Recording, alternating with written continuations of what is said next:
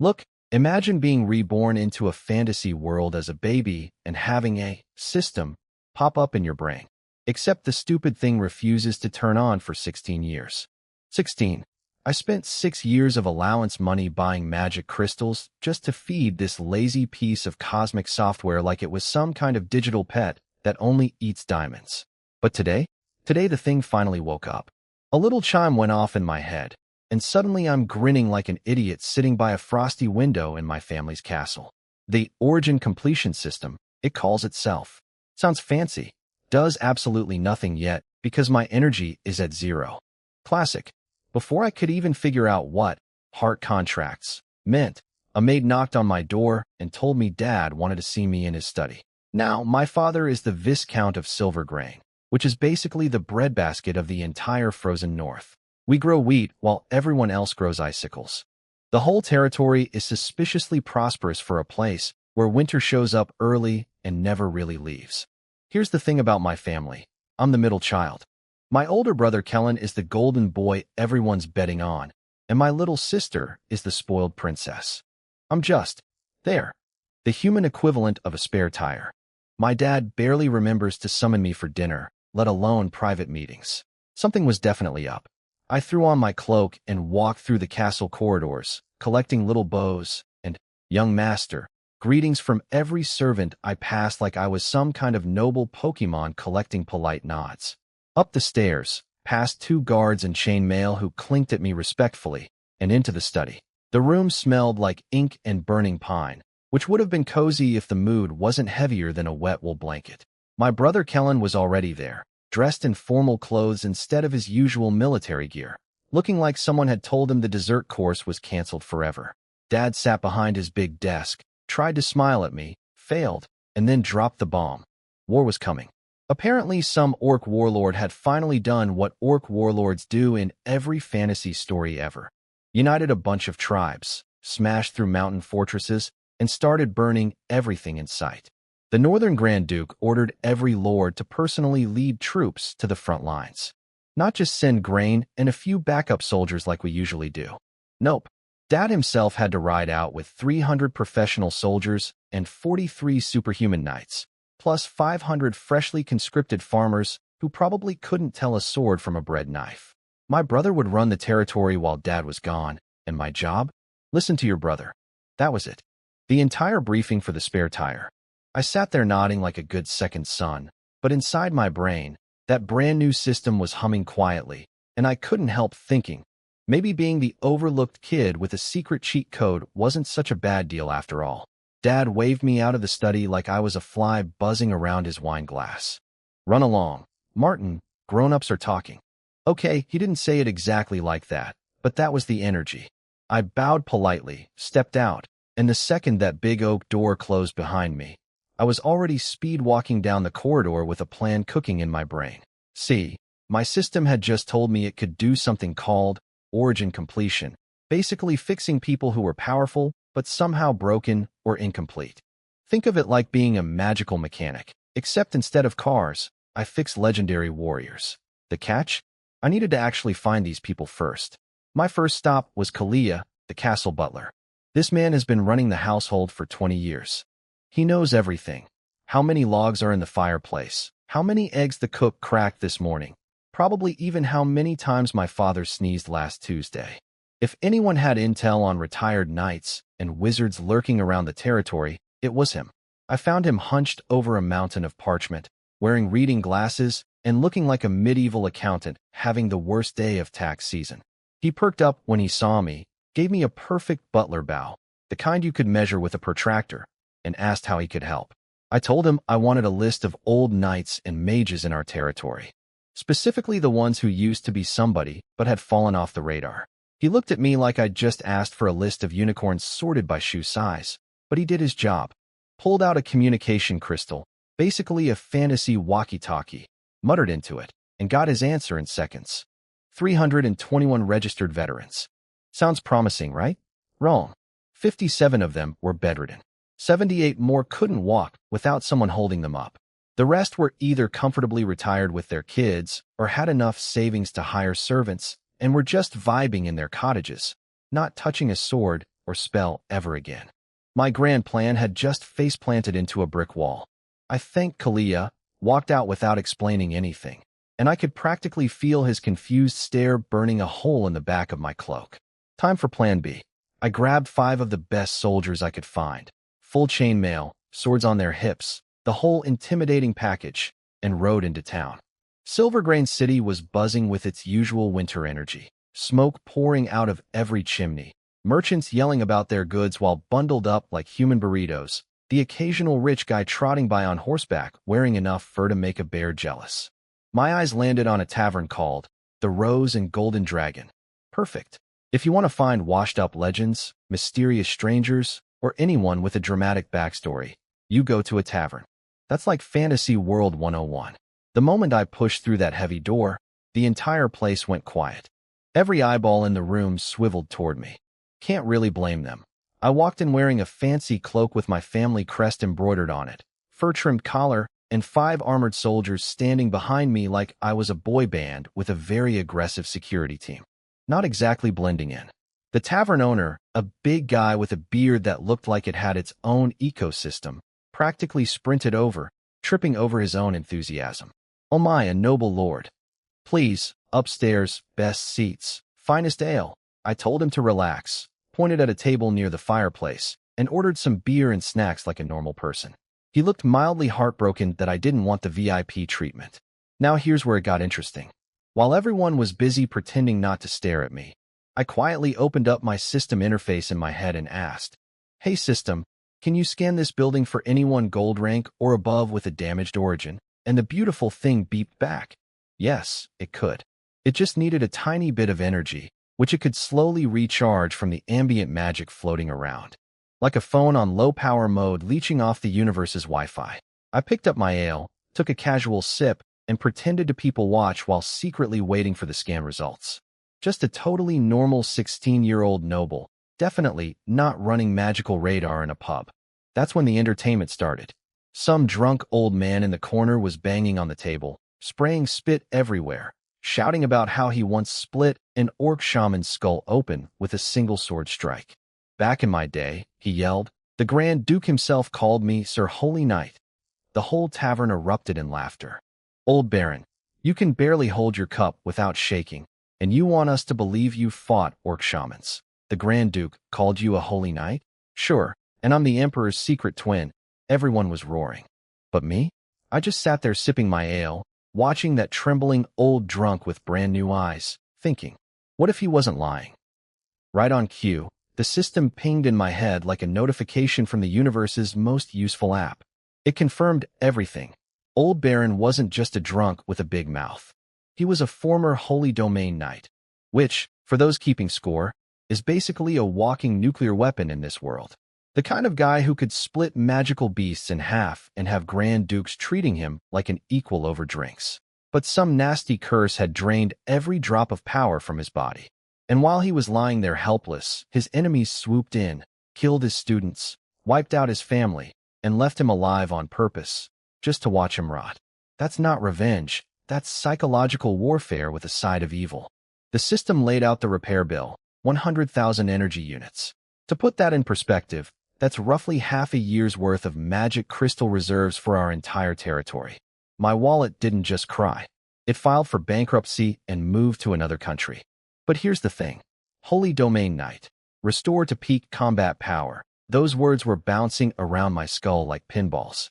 With Dad marching off to fight orcs and the whole North about to turn into a war zone, having a legendary warrior on my team wasn't just nice.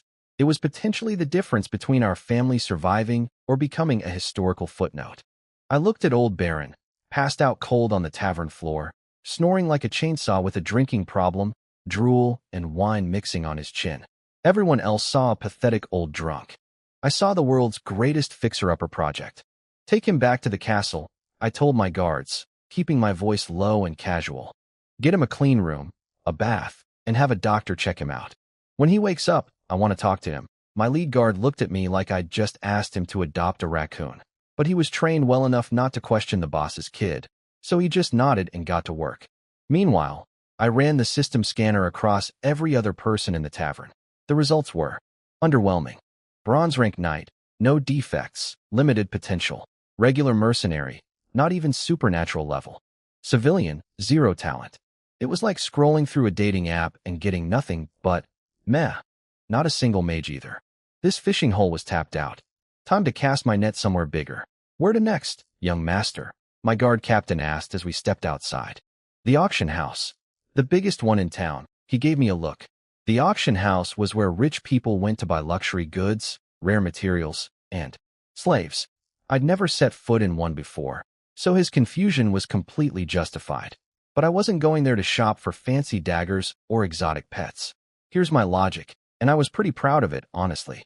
Not every fallen warrior ends up drinking themselves to death in a tavern.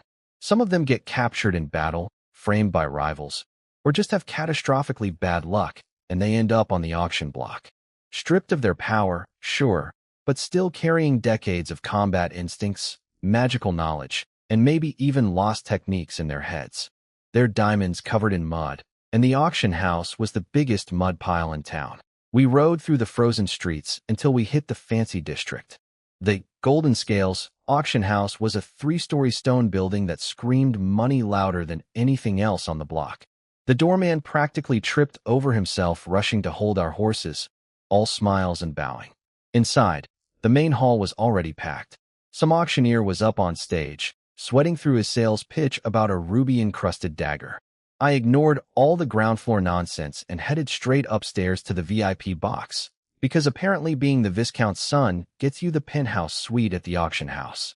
Floor-to-ceiling windows overlooking the stage, tapestries on the walls, a crackling heater in the corner, fresh fruit, and honey wine on the table. Not bad for a Tuesday. The manager followed me in, practically vibrating with eagerness, rattling off the day's highlights like a medieval shopping channel host. We've got elven girls from the south, baby magical beasts. Oh, and a young subdragon with pure bloodline from the Black Ridge Mountains. I waved him off. None of that interested me. What caught my eye was the slave catalog. It was massive. Apparently, with all the border conflicts heating up, prisoners of war and refugees were flooding in, which meant the slave inventory was through the roof. The manager offered to skip the auction entirely and just have anything I wanted delivered straight to the castle. Tempting customer service, but no thanks. I wasn't here to impulse buy. I leaned against the window, activated my system scanner, and started watching the slaves being brought onto the stage one by one, waiting for that beautiful little ding that would tell me I'd found another diamond in the rough. Just your average teenage noble, casually scanning human merchandise with his secret cheat system while sipping honey wine in a VIP box. Totally normal day. The slave auction kicked off, and honestly, it was like watching the world's most depressing shopping channel. First up, buff orc prisoners in chains, looking like they wanted to murder everyone in the room but were too exhausted to try. Some mine owners snatched them up faster than you can say. Workplace safety violation. Then came dwarf blacksmiths, war prisoners with hands like leather gloves and permanent campfire smell. The Forging Guild grabbed those guys at premium prices because apparently nothing says good investment like a craftsman you bought in chains. Then things got uncomfortable. They started bringing out the exotic girls. A cat-eared girl with an actual fluffy tail, hunched over and terrified. An elven girl with silver hair and green eyes who somehow managed to look dignified even in shackles, standing straight, glaring at everyone like she was mentally adding names to a list. Elven girl, starting bid. 500 gold, the auctioneer bellowed. The ground floor erupted. A bunch of pot-bellied old nobles with more wrinkles than a dried apple started bidding like their lives depended on it, practically drooling. 600, 800, 1,000. Their eyes were glued to that elf girl with an intensity that made my skin crawl. Gray hair, saga faces, and the hunger of teenagers at a buffet. I sat there thinking, congratulations, gentlemen. You've collectively made this room deeply uncomfortable. Meanwhile, I was running my system scanner on every slave that crossed the stage. Cat girl? No supernatural potential. Elf girl? Tiny bit of nature magic, no combat skills. Everyone else? Regular humans, nothing special. My scanner was giving me the equivalent of no results found over and over. I was starting to think this whole trip was a bust. Then they dragged out this hunched-over old man in a tattered cloak. Couldn't even see his face properly under all those wrinkles, but his eyes, when they caught the light, had this sharp glint that didn't match the rest of his broken-down body. Old soldier from the Eastern Front, the auctioneer announced with zero enthusiasm. Used to be a peak silver knight, but got poisoned by some dragon toxin. Completely powerless now. Starting bid. 10 gold coins. 10 gold coins. That's basically spare change. The crowd literally booed. Nobody wanted a busted old knight who couldn't even lift a sword anymore. But my system? My beautiful, wonderful system went ding. Kandak, former peak silver knight, poisoned by dragon toxin, reparable for 8,000 energy. Full restoration to silver peak, and for an extra 10,000, upgradable to gold knight. 8,000 energy to fix him? That was pocket change compared to old Baron's 100,000 price tag. This was like finding a sports car at a garage sale priced as a bicycle. 10 gold coins, I said calmly through the speaking tube. The auctioneer nearly choked. He'd been mentally preparing his no bids, moving on speech when the VIP box, my VIP box, spoke up. His hammer came down so fast I think he was afraid I'd change my mind.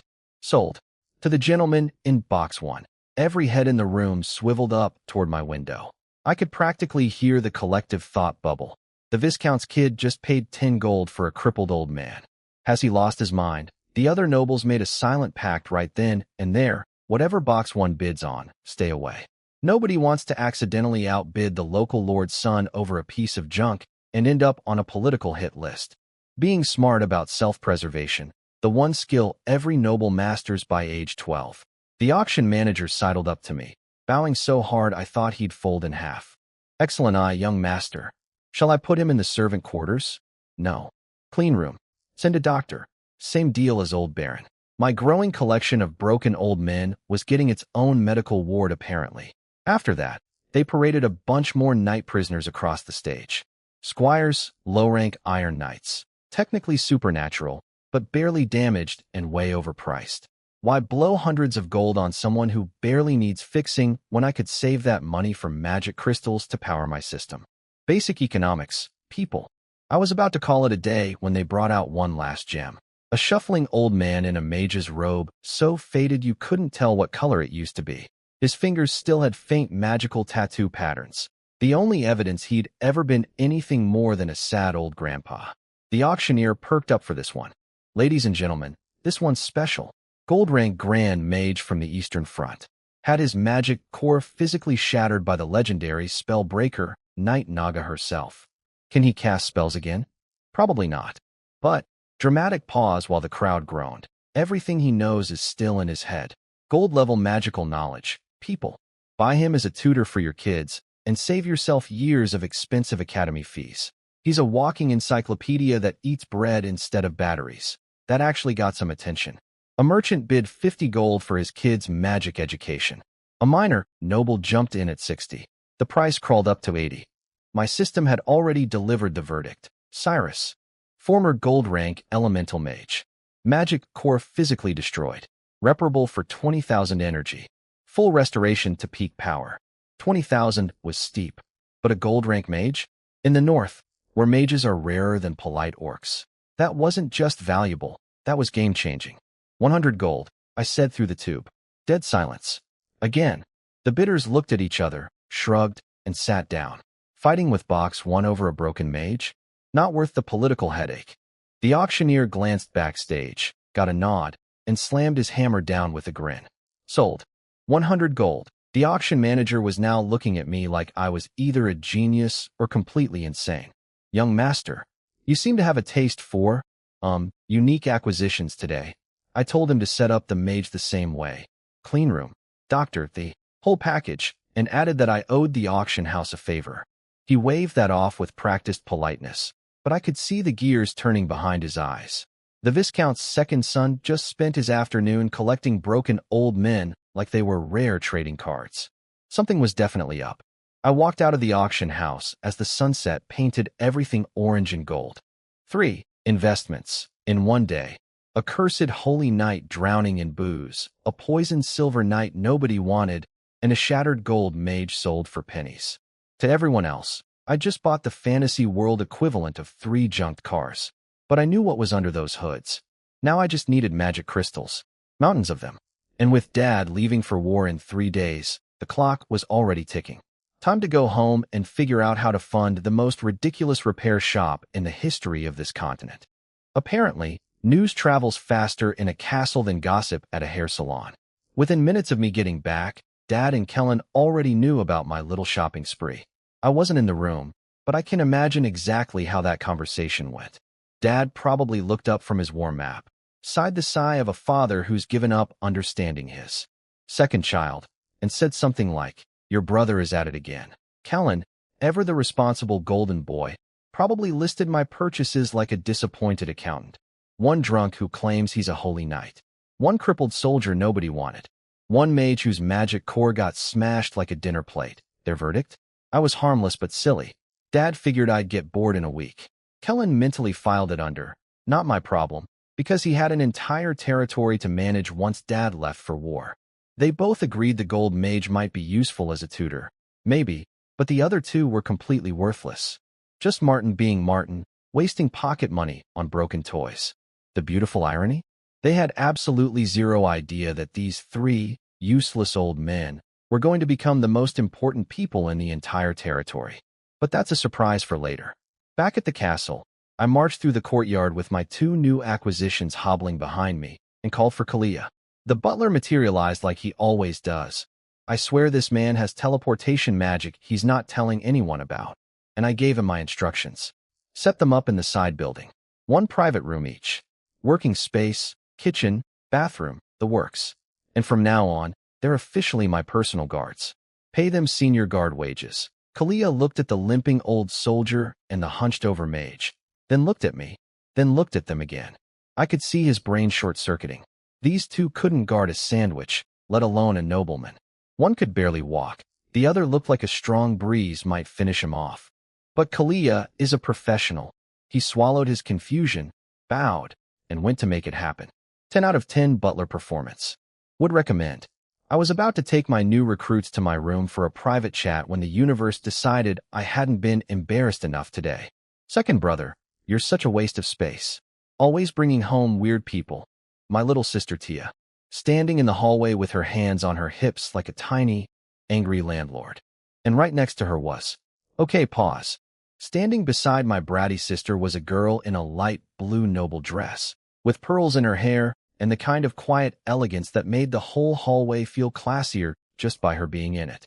She saw me, immediately dropped into a perfect curtsy, textbook form, would score a 10 from any etiquette judge, and introduced herself in this soft, gentle voice. Hello, my name is Vivian. I'm Tia's friend. It's lovely to meet you, Master Martin. Hello, I said back, nodding like a totally normal person who was absolutely not caught off guard. We made eye contact. Time did that annoying thing where it slows down for no reason. The hallway got really quiet. Birds probably sang somewhere in the background. I don't know. My brain temporarily stopped recording details. Then Tia elbowed Vivian so hard I'm surprised the girl didn't topple over. Hey, am I invisible? Vivian, stop being a lovesick puppy. Vivian's face turned the color of a ripe tomato. She looked down so fast I thought she'd give herself whiplash. Even her ears went red. Full body blush. Maximum embarrassment achieved. I coughed awkwardly, the universal sound of a teenage boy who has no idea how to handle this situation, and told Tia to mind her manners. She responded by sticking her nose in the air and roasting my entourage. What are these old wrecks for? Are our castle guards so bad we need grandpas to protect us now? They're mine. They have their uses. Now if you'll excuse me, I walked away without looking back, which I'm told is supposed to be cool and mysterious. Behind me, I could hear Tia whispering something to Vivian, followed by a little squeal and a light smack. I chose not to investigate. Inside my room, with all three of my investments finally gathered together, I got straight to business. Old Baron had sobered up and was looking around with sharp eyes, his left hand still trembling, but his expression now alert. The old soldier and the mage were standing there looking confused, scared, and vaguely hopeful. The facial expression of people who've hit rock bottom and have been suddenly placed in a nice room by a teenager for reasons they can't figure out. I laid it out plain and simple. I know you all have questions. Save them. Here's the deal. I can restore your powers. All of them. Maybe even make you stronger than you were at your peak. The only condition? You sign a contract with me and become my people. The soldier and the mage stared at each other with the universal look of, is this kid insane? Restore their powers? One had been poisoned by dragon toxin. The other had his magic core physically shattered by a legendary knight. These weren't paper cuts. These were supposedly permanent, career-ending, hope-destroying injuries. And here was a 16-year-old in a wool jacket telling them he could fix everything like it was no big deal. Old Baron just stood there, trembling hand and all, watching me with those sharp eyes. He'd been cursed by dark magic so powerful it wiped out everything he had. He'd lost his students, his family, his dignity. For years he'd been drowning in cheap tavern ale, telling stories nobody believed. I looked at all three of them and dropped the final line. This offer happens once. Sign, or don't. Your choice. The room went dead quiet. 3 broken men. 1 ridiculous promise. And a ticking clock counting down to war. Your move, gentlemen. Kandik was the first to crack. The poisoned old soldier looked at me, looked at his own wrecked body, did some quick math on his life options, which currently amounted to, be a slave until you die, and basically said, you know what? Sold. He hit the floor with his knees so hard I heard the floorboards protest. Back straight, chin up, the whole dramatic knight pledging his sword thing, except without the sword because he could barely hold a spoon. You're my master now. Fire, water, whatever, just point and I'll walk into it. Beautiful. Enthusiastic. Slightly concerning level of commitment from a man I met 20 minutes ago, but I'll take it. Cyrus the mage was right behind him. The old guy practically threw himself onto the ground, shaking with emotion, eyes wet, voice cracking like a teenager going through puberty, in reverse. If you can give me back my magic, I'll literally die for you. No questions asked. Your will is my mission, very poetic, very intense. I was starting to feel like a cult leader, but the good kind. Hopefully.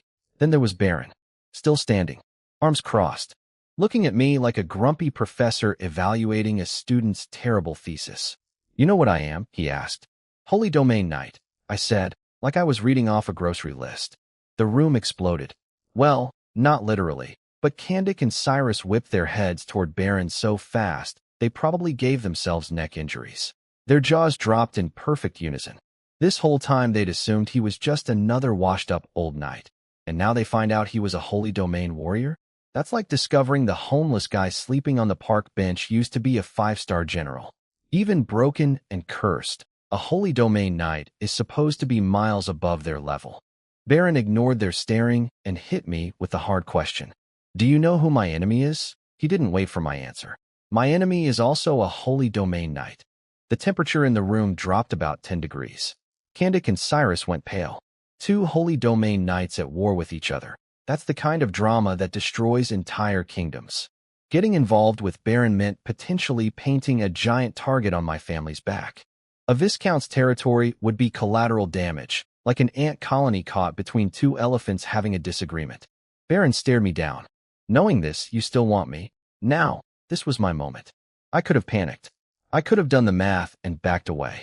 Instead, I walked to the window. Because dramatic window gazing is apparently genetic in noble families, and laid out my analysis like I'd been thinking about geopolitics since I was in diapers. The Valen Kingdom has 11 known Holy Domain Knights. Every single one of them is public, registered, and sponsored by the crown. You're obviously not from here. You're a foreign exile. Your enemy cursed you instead of killing you because he wants to watch you suffer. He's probably got people keeping tabs on you. But he won't come personally because a foreign Holy Domain knight operating inside Valen Kingdom borders would cause a massive international incident. Too much noise. Too much risk. I turned around and looked him in the eye. The worst he can send after you is a Sky Knight. Maybe. And by the time anyone shows up, I let the pause hang like a professional storyteller. Your power might already be back. Tell me, would a restored Holy Domain knight be scared of a Sky Knight? That last line landed like a hammer on an anvil. Baron stood there frozen. I could literally watch his expression shift in real time. Skepticism melting into surprise, surprise hardening into respect, respect softening into something dangerously close to hope. This drunk old man, who'd been drowning in self-pity for who knows how many years, telling war stories nobody believed, suddenly realized that a 16-year-old kid had just dissected international power politics with the precision of a seasoned diplomat. The silence stretched for what felt like forever. Then Baron dropped to one knee. Not the sloppy, desperate kneeling of the other two. This was the slow, deliberate bow of a man who'd once knelt before kings and meant it. "I see conviction in your eyes," he said, his voice stripped of all the drunken rambling, all the self-pity, leaving nothing but iron. "If you truly can restore me, then I, Baron Iron Anvil Ander, pledge myself to you today. Give me back my sword, and I will wash away my shame, even if it costs me everything." The fireplace crackled. Nobody breathed. Candic and Cyrus were looking at me like I'd just pulled a rabbit out of a hat, except the rabbit was a nuclear warhead, and the hat was a teenager's bedroom. "Who was this kid?" "Good," I said, trying very hard to sound calm when my heart was doing backflips inside my chest. "Let's make it official." I raised my hand. A faint white glow appeared on my palm. The system's heart contract energy. 3 beams of light shot out and sank into their foreheads. For a few seconds, I felt something click into place, like invisible threads connecting me to each of them. The system panel updated instantly. Contract holder, Baron Iron Anvil Ander. Pending restoration contract holder, Cyrus. Pending restoration contract holder, Candic. Pending restoration, 3 names. 3 broken legends. 3 ticking time bombs of potential, all tied to me. "From today, you're mine," I said, and I meant every word. "Now let's talk about how to bring you all back to life." The fire popped. The snow fell outside. And somewhere in the back of my mind, a little counter was running. Dad leaves in 3 days. Orcs are coming. Energy reserves are at 0. I just promised 3 people the impossible. No pressure. I need magic crystals. Lots of them. That was my opening line to my 3 new employees. Real inspiring leadership stuff, right? "Hey guys, welcome to the team. Now figure out how to fund your own repairs." The 3 of them exchanged looks like co-workers on the first day at a startup that clearly has no budget. Cyrus the mage stepped up first, and honestly, he came in clutch. Turns out, even with his magic core in pieces, if I could restore him to even the lowest tier of power, basically the magical equivalent of getting a car to start in first gear, he could make magic scrolls. And magic scrolls in the north? Those things sell like hot chocolate in a blizzard. Basic light scrolls, fire scrolls, defensive shields, mercenaries and merchant caravans would pay through the nose for them. He could crank those out using his gold rank knowledge to make even beginner scrolls way better than what normal mages produce. It was like having a Michelin star chef agree to make sandwiches. Technically simple food, but unreasonably good. "Excellent idea," I said, mentally promoting Cyrus to Employee of the Month before the month had even started. Baron went next, and his contribution was straight out of an adventure novel. "I know the coordinates of several lost dungeons and ancient sealed ruins," he said casually, like he was telling me about a nice restaurant he'd been to once. Apparently, these places were stuffed with magic crystals, ancient weapons, and rare materials. Basically treasure caves. The small catch? Anything below gold rank that walked in there would die immediately. Minor detail. Very cool information, though. Filed under.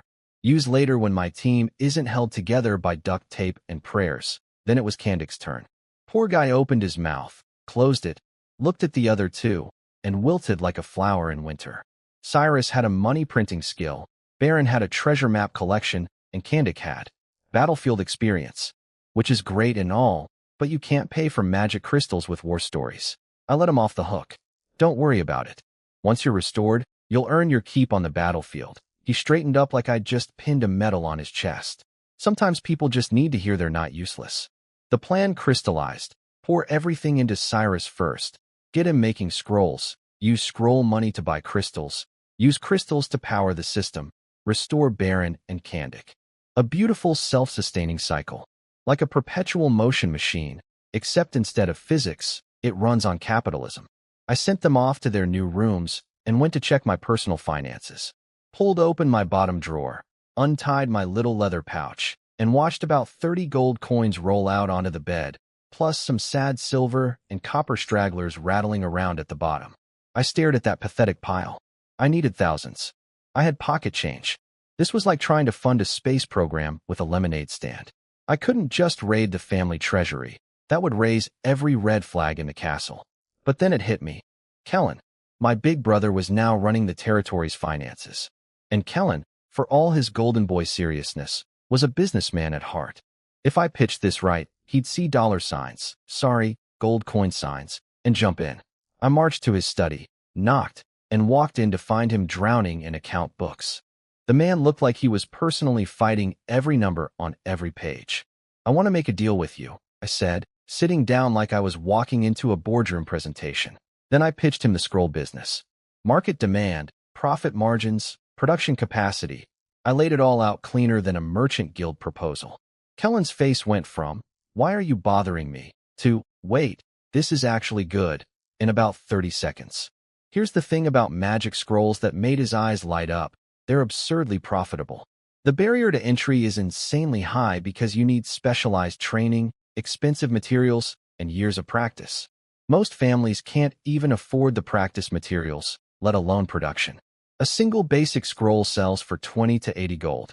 Even bulk discounts at 50+ units still leave you with 50% profit margins or better. It's basically printing money, except the printer shoots fireballs. "You found someone who can actually make these reliably?" Kellen leaned forward, doing that thing where he pretends to be skeptical but is already mentally spinning the profits. "Experienced old mage. Rock-solid technique," I confirmed, conveniently leaving out the part where said mage currently couldn't light a candle with magic. "I need 3,000 gold for materials, enchanted paper, crystal powder, stabilization ink. Profits split 50-50 between me and the territory treasury." Kellen's fingers tapped on the desk.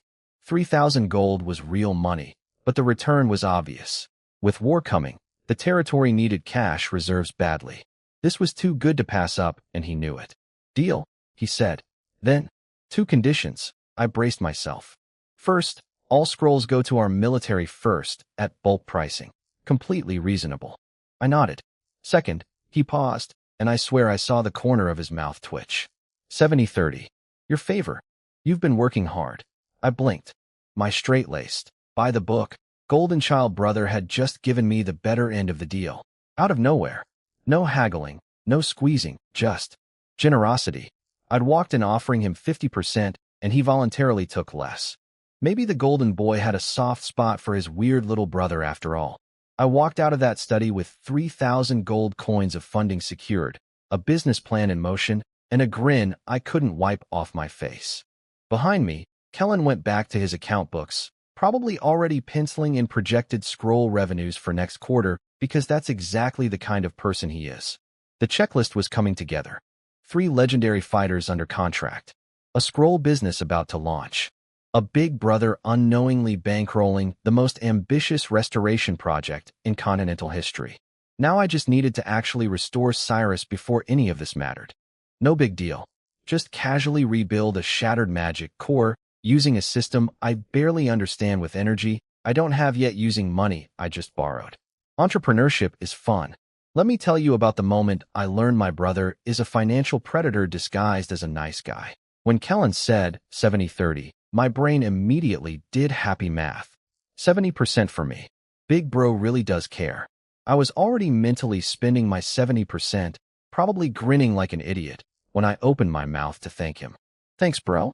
Knew you had my back." 70 for me. So generous. You get 30. I get 70. Record scratch. Freeze frame. My smile died so hard it needed a funeral. This man looked me dead in the eye and flipped the numbers on me like a card dealer cheating at poker.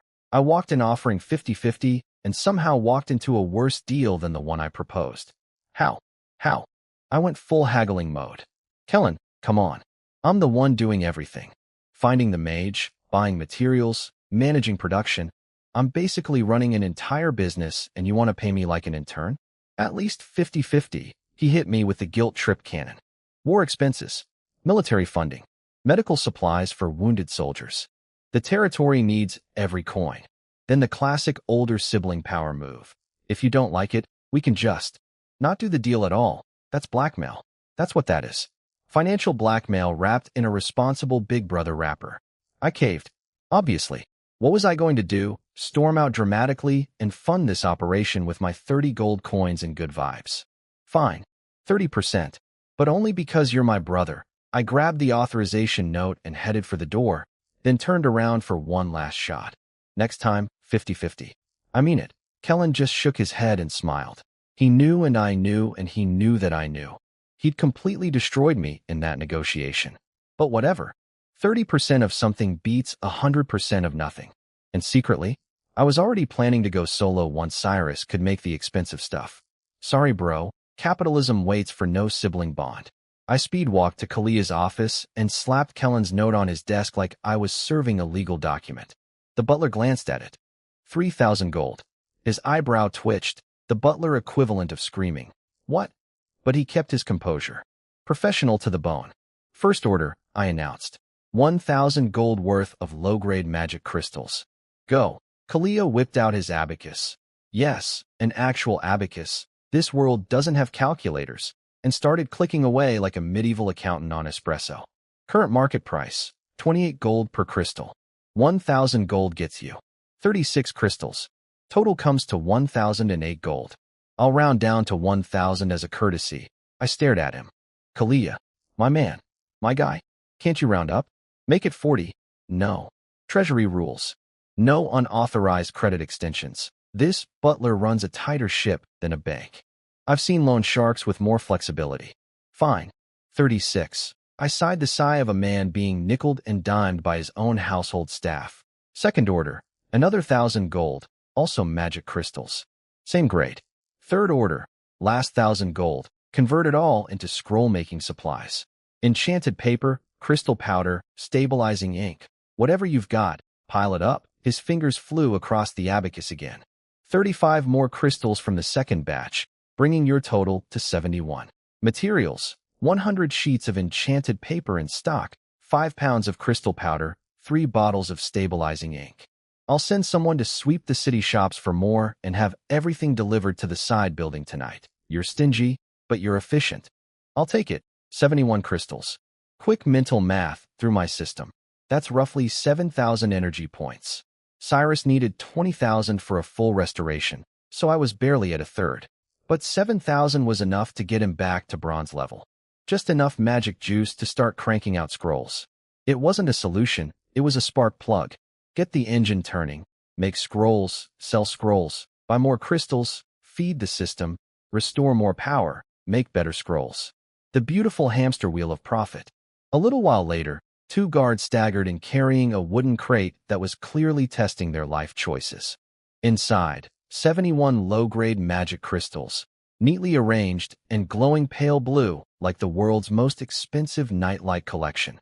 Behind them, servants hauled in bundles of enchanted paper and sealed clay jars of crystal powder and ink. Kalia held out an inventory list for me to check. I waved it away. No need to count. Just get it all to Cyrus's room. I didn't have time for paperwork. Dad was leaving in 3 days. Orcs were sharpening their axes somewhere beyond the mountains, and I had a shattered mage to partially rebuild, a scroll factory to launch, and an entire economic cycle to bootstrap from scratch. 30% profits. I was still mad about that. Kalia almost dropped his clipboard when I told him to deliver everything to Cyrus's room. The man looked at me like I'd just asked him to throw 1,000 gold coins into a toilet and flush. But young master, he's a cripple. His magic core is shattered. He couldn't light a birthday candle if his life depended on it. You're giving 1,000 gold worth of materials to a man who can't even make a spark. I could see the physical pain in his eyes.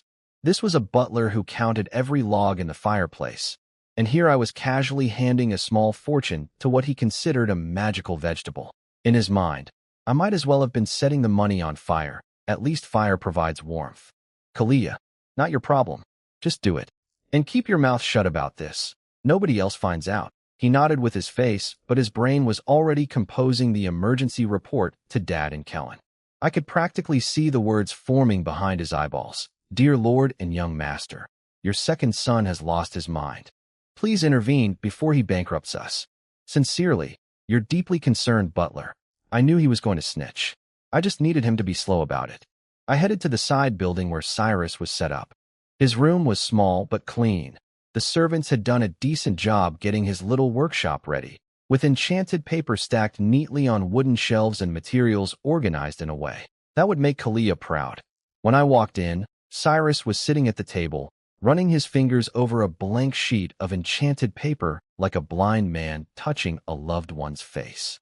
The look in his eyes was equal parts desperate hope and terrified anticipation. This was a man who'd been told he'd never do magic again, sitting in front of magic supplies, wondering if this was all some cruel joke. I shooed everyone else out and closed the door. "Here's the plan," I said, skipping the inspirational speech. "I'm restoring you to bronze mage level.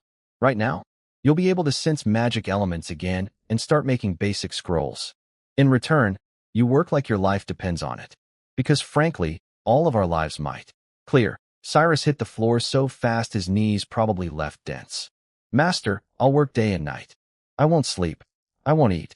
I'll make scrolls until my fingers fall off, and then I'll glue them back on and keep making scrolls. Okay, buddy, let's maybe not destroy yourself, but I appreciate the enthusiasm." I turned to the table where 71 magic crystals were sitting in neat rows, glowing their pretty pale blue. I placed my hand over them and mentally whispered to the system. "Eat." Ding. Absorbed 71 low-grade magic crystals. Energy gained, 7,100 points. Total energy, 7,100.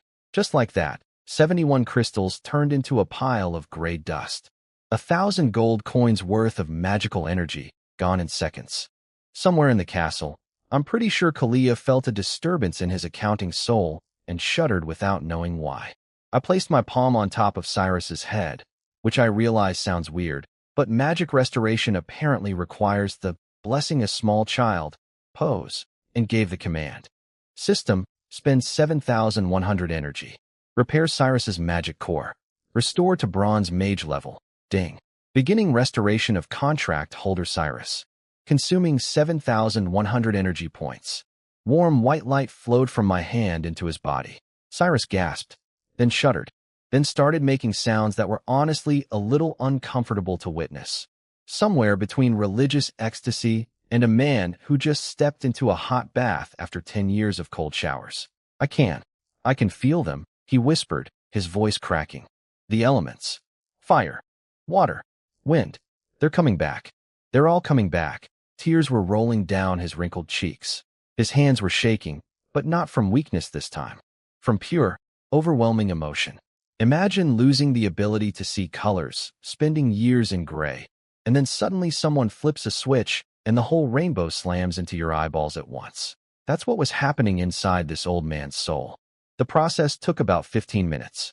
When I pulled my hand away, Cyrus was a different person. His hunched back had straightened. His dull eyes were sharp and bright. His whole presence had shifted from sad grandpa at a retirement home to someone you probably shouldn't mess with. Ding.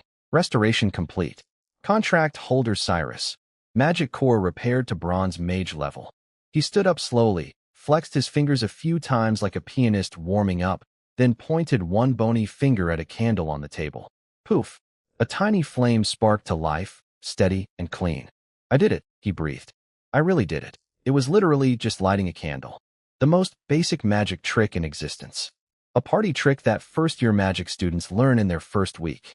But this old man was staring at that little flame like it was the most beautiful thing in the entire world, because for him, it was. It meant he wasn't broken anymore. I let him have his moment. Then I brought him back to Earth. "So, you can make scrolls now, right?" He snapped out of it immediately, straightened up, and gave me the most serious bow I've ever received. "Master, starting tonight, I will work without rest. First batch of scrolls in 3 days. I guarantee it. Good. Anything you need, tell Kalia. Focus on getting your rhythm back and ramping up speed." Understood. I walked out and headed back toward my room. Behind me, I could already hear the faint scratching of pen on enchanted paper. The old man wasn't kidding. He'd started working before I even closed the door. Step 1 of the grand plan, complete. One shattered mage, partially restored, already cranking out the product that would fund everything else. The hamster wheel was officially spinning. Now I just needed those scrolls to sell, that money to convert into crystals, those crystals to power more restorations, and somehow do all of this before the orcs showed up and turned the north into a barbecue pit. Easy peasy. Totally not stressful at all. Just a 16-year-old running a secret magical sweatshop out of his castle's side building while his dad rides off to war and his butler plots to report him for financial recklessness. Living the dream. Now, I wasn't in the room for what happened next, but I've pieced it together from context clues, servant gossip, and the fact that Kalia has the secret keeping ability of a golden retriever who just found a tennis ball. The second I was out of sight, that man power walked to Kellen's study like his shoes were on fire. I told him to keep it secret. I literally said the words, "Tell nobody." And this man heard, "Tell nobody," and interpreted it as, "Tell the most important person in the castle immediately." I can picture the whole scene. Kalia bursting in, practically hyperventilating. "Young Master Kellen, your brother has gone mad. He gave 1,000 gold worth of materials to a man who can't make a spark. He's burning money. He's feeding caviar to a corpse. The family is ruined." But here's where things got interesting, and honestly, where my brother surprised me. Kellen didn't panic. He didn't send guards to confiscate my supplies. He didn't march down to my room and lecture me about fiscal responsibility. Instead, that clever jerk actually started connecting dots. He remembered how I'd been quietly hoarding magic crystals since I was 10 years old. 6 years of suspicious crystal buying that everyone had written off as a weird hobby, like collecting stamps except way more expensive. Suddenly, that didn't look so random anymore. A kid who stockpiles crystals for 6 years, then immediately buys a broken mage and dumps resources into him? That's not insanity. That's a plan. And then Kellen did something that genuinely earned my respect. He looked at Kalia and basically said, "I'll handle it. You? Forget everything you saw. Stop investigating. Walk away." The butler's face apparently went through about 7 emotions in 2 seconds. Confusion, shock, realization, fear, acceptance, and 2 more that probably don't have names. He bowed and left, thoroughly shut down. But Kellen wasn't done. He went straight to Dad's study, where the old man was still hunched over his war maps at some ungodly hour, drawing red lines where orcs might attack. Because apparently nobody in this family sleeps. Kellen laid it all out. Martin spent 2,000 on crystals, gave all the materials to a broken mage, insisted on secrecy. "I think," Kellen said carefully, "he might actually have a way to restore that mage's power." Dad put down his pen. That alone told you how serious he was taking this, because that man treats his war planning like a sacred ritual. You don't interrupt sacred rituals. Then Dad did the math, not the money math, the power math. If I could really restore a shattered gold rank mage, that wasn't just a neat party trick. That was a family-changing, territory-changing, possibly kingdom-changing ability. Every broken knight, every ruined mage, every veteran destroyed by war or betrayal, I could theoretically rebuild them all. In a frozen borderland constantly under threat from orc invasions, an unlimited supply of restored elite warriors was basically a cheat code for political survival. Dad's verdict? Let him cook. Actually, his exact words were probably more dignified than that, but the meaning was the same. Let Martin do his thing. Don't interfere. And here's the kicker. He told Kellen that if I showed even the tiniest result, like Cyrus producing a single scroll or generating 1 spark of magic, the family treasury would open its doors to me completely. Free crystals, free materials, unlimited supply. No more haggling with Kalia over 4 extra crystals. Tomorrow should tell us everything, Dad said. Those 71 crystals aren't enough for a full gold restoration, but if there's even a flicker of magic from that old man, even 1 completed scroll, then we know Martin's ability is real. Kellen nodded. I'll check the workshop first thing in the morning. They exchanged one of those meaningful father-son looks, the kind where both people are thinking the same thing but are too dignified to say it out loud. What they were both thinking was, if this kid can really do what we think he can do, the Silvergrain family might not be a minor viscountcy forever. Dad even dropped the word that nobody in our family dares to dream about, a rank above Viscount. Above Count. Maybe even. He didn't finish the sentence. Didn't need to. The candles flickered. The map sat there with its red orc invasion lines. And 2 very smart men quietly recalibrated everything they thought they knew about the family's unremarkable second son. Meanwhile, yours truly was already asleep.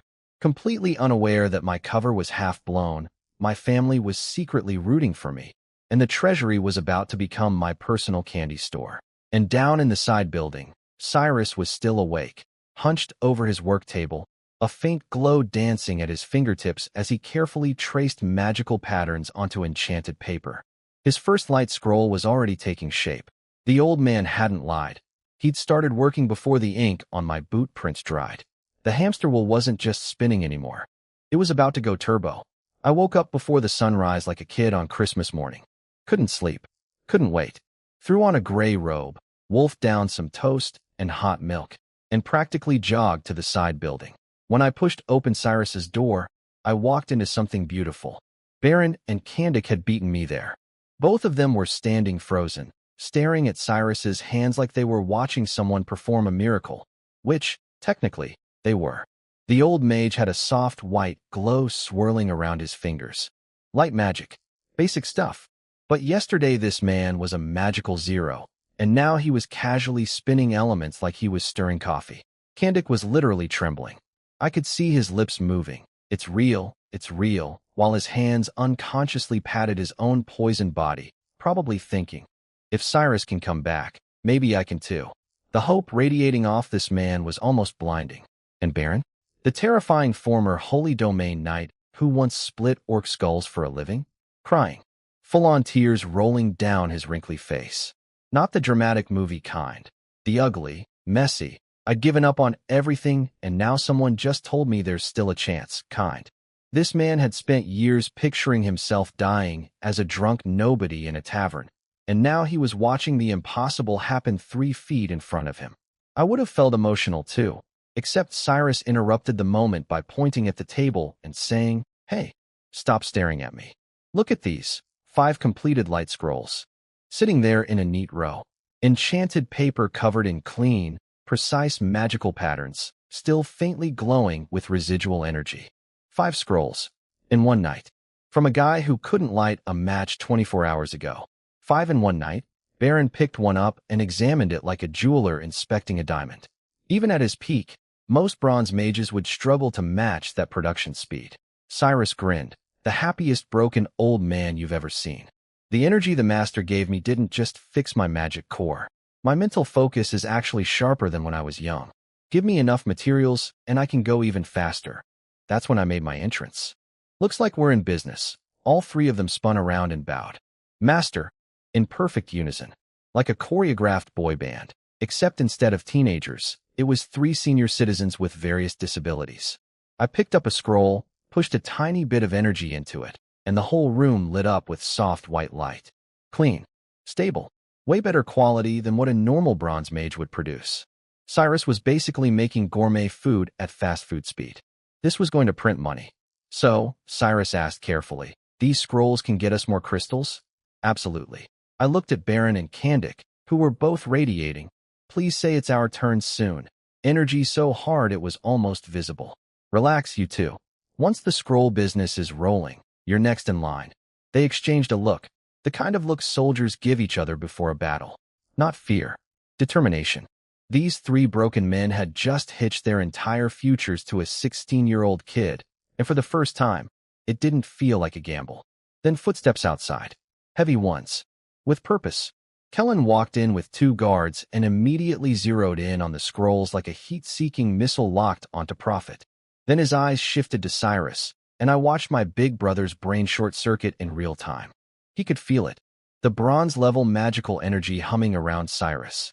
Faint but unmistakable. Yesterday, dead zone. Today, actual functioning mage. Kellen's jaw dropped, his composure cracked, and a grin spread across his face so wide it looked like it might split his head in half. He grabbed a scroll, channeled his night energy, and activated it. The room flooded with light, bright, steady, perfect. His hands were shaking, and it wasn't from the cold. "It's real," he whispered. Then he looked at me like I'd just invented gold.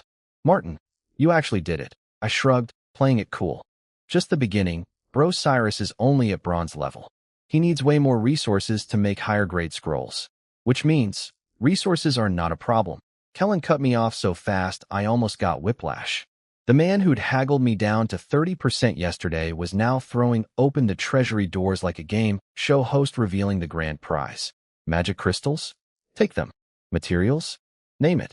I'll have everything delivered today." His eyes swept over Baron and Kandik, and I literally watched the light bulb turn on above his head. These weren't 3 useless old men. These were 3 future weapons. His little brother hadn't been collecting junk. He'd been assembling an arsenal that nobody else could see. "Dad is going to lose his mind when he hears this," Kellen said, slapping my shoulder hard enough to rearrange my skeleton. You absolute genius. I completely underestimated you. Just help me set up sales channels, I said, rubbing my now bruised shoulder. I need cash flow fast. Consider it done. He snatched up a scroll like it was made of diamonds, turned on his heel, and sprinted out of the room. Didn't walk. Didn't stride. Full-on sprinted. His two guards stood there confused for a second, then scrambled to catch up. The most composed, serious, responsible firstborn son in the entire territory was running through the castle hallways like a 6-year-old who just found out there's cake. I stood there watching the dust settle, surrounded by 3 old men who were looking at me like I was the second coming of some ancient hero. The treasury was now my personal supply closet. My brother was my enthusiastic business partner. And somewhere upstairs, my father was about to get the best news he'd received in years, right before riding off to fight orcs. Not bad for before breakfast. I wasn't there for this part either, but apparently my brother caused a minor domestic crisis at dawn. Picture this. The sun isn't even fully up yet, and Kellen is already outside my parents' bedroom door, knocking like a man delivering news that the castle is on fire. The poor maid on duty, a girl named Sia, tried to stop him. Young master, the lord and lady are still sleeping. Kellen basically steamrolled past her. My mother's sleepy voice drifted through the door. Sia, didn't I say let us rest today? Sia dropped to her knees so fast, she probably left dents in the stone floor, sweating bullets, already mentally composing her resignation letter. Fortunately, Kellen jumped in before the poor girl got fired over his impatience. Mother, it's me. I have news that could change the fate of the territory. Can't wait. Dad, who apparently has a switch that goes from dead asleep to full military commander in 2 seconds, told Kellen to wait in the study. Sia nearly fainted from relief. Kellen practically skipped to the study, a grown man in armor, skipping, and paced around like a caged animal until Dad showed up, still carrying the morning chill on his clothes. Every servant got kicked out. Door sealed. Maximum secrecy mode activated. The mage really recovered? Dad asked, cutting straight to it. And Kellen erupted.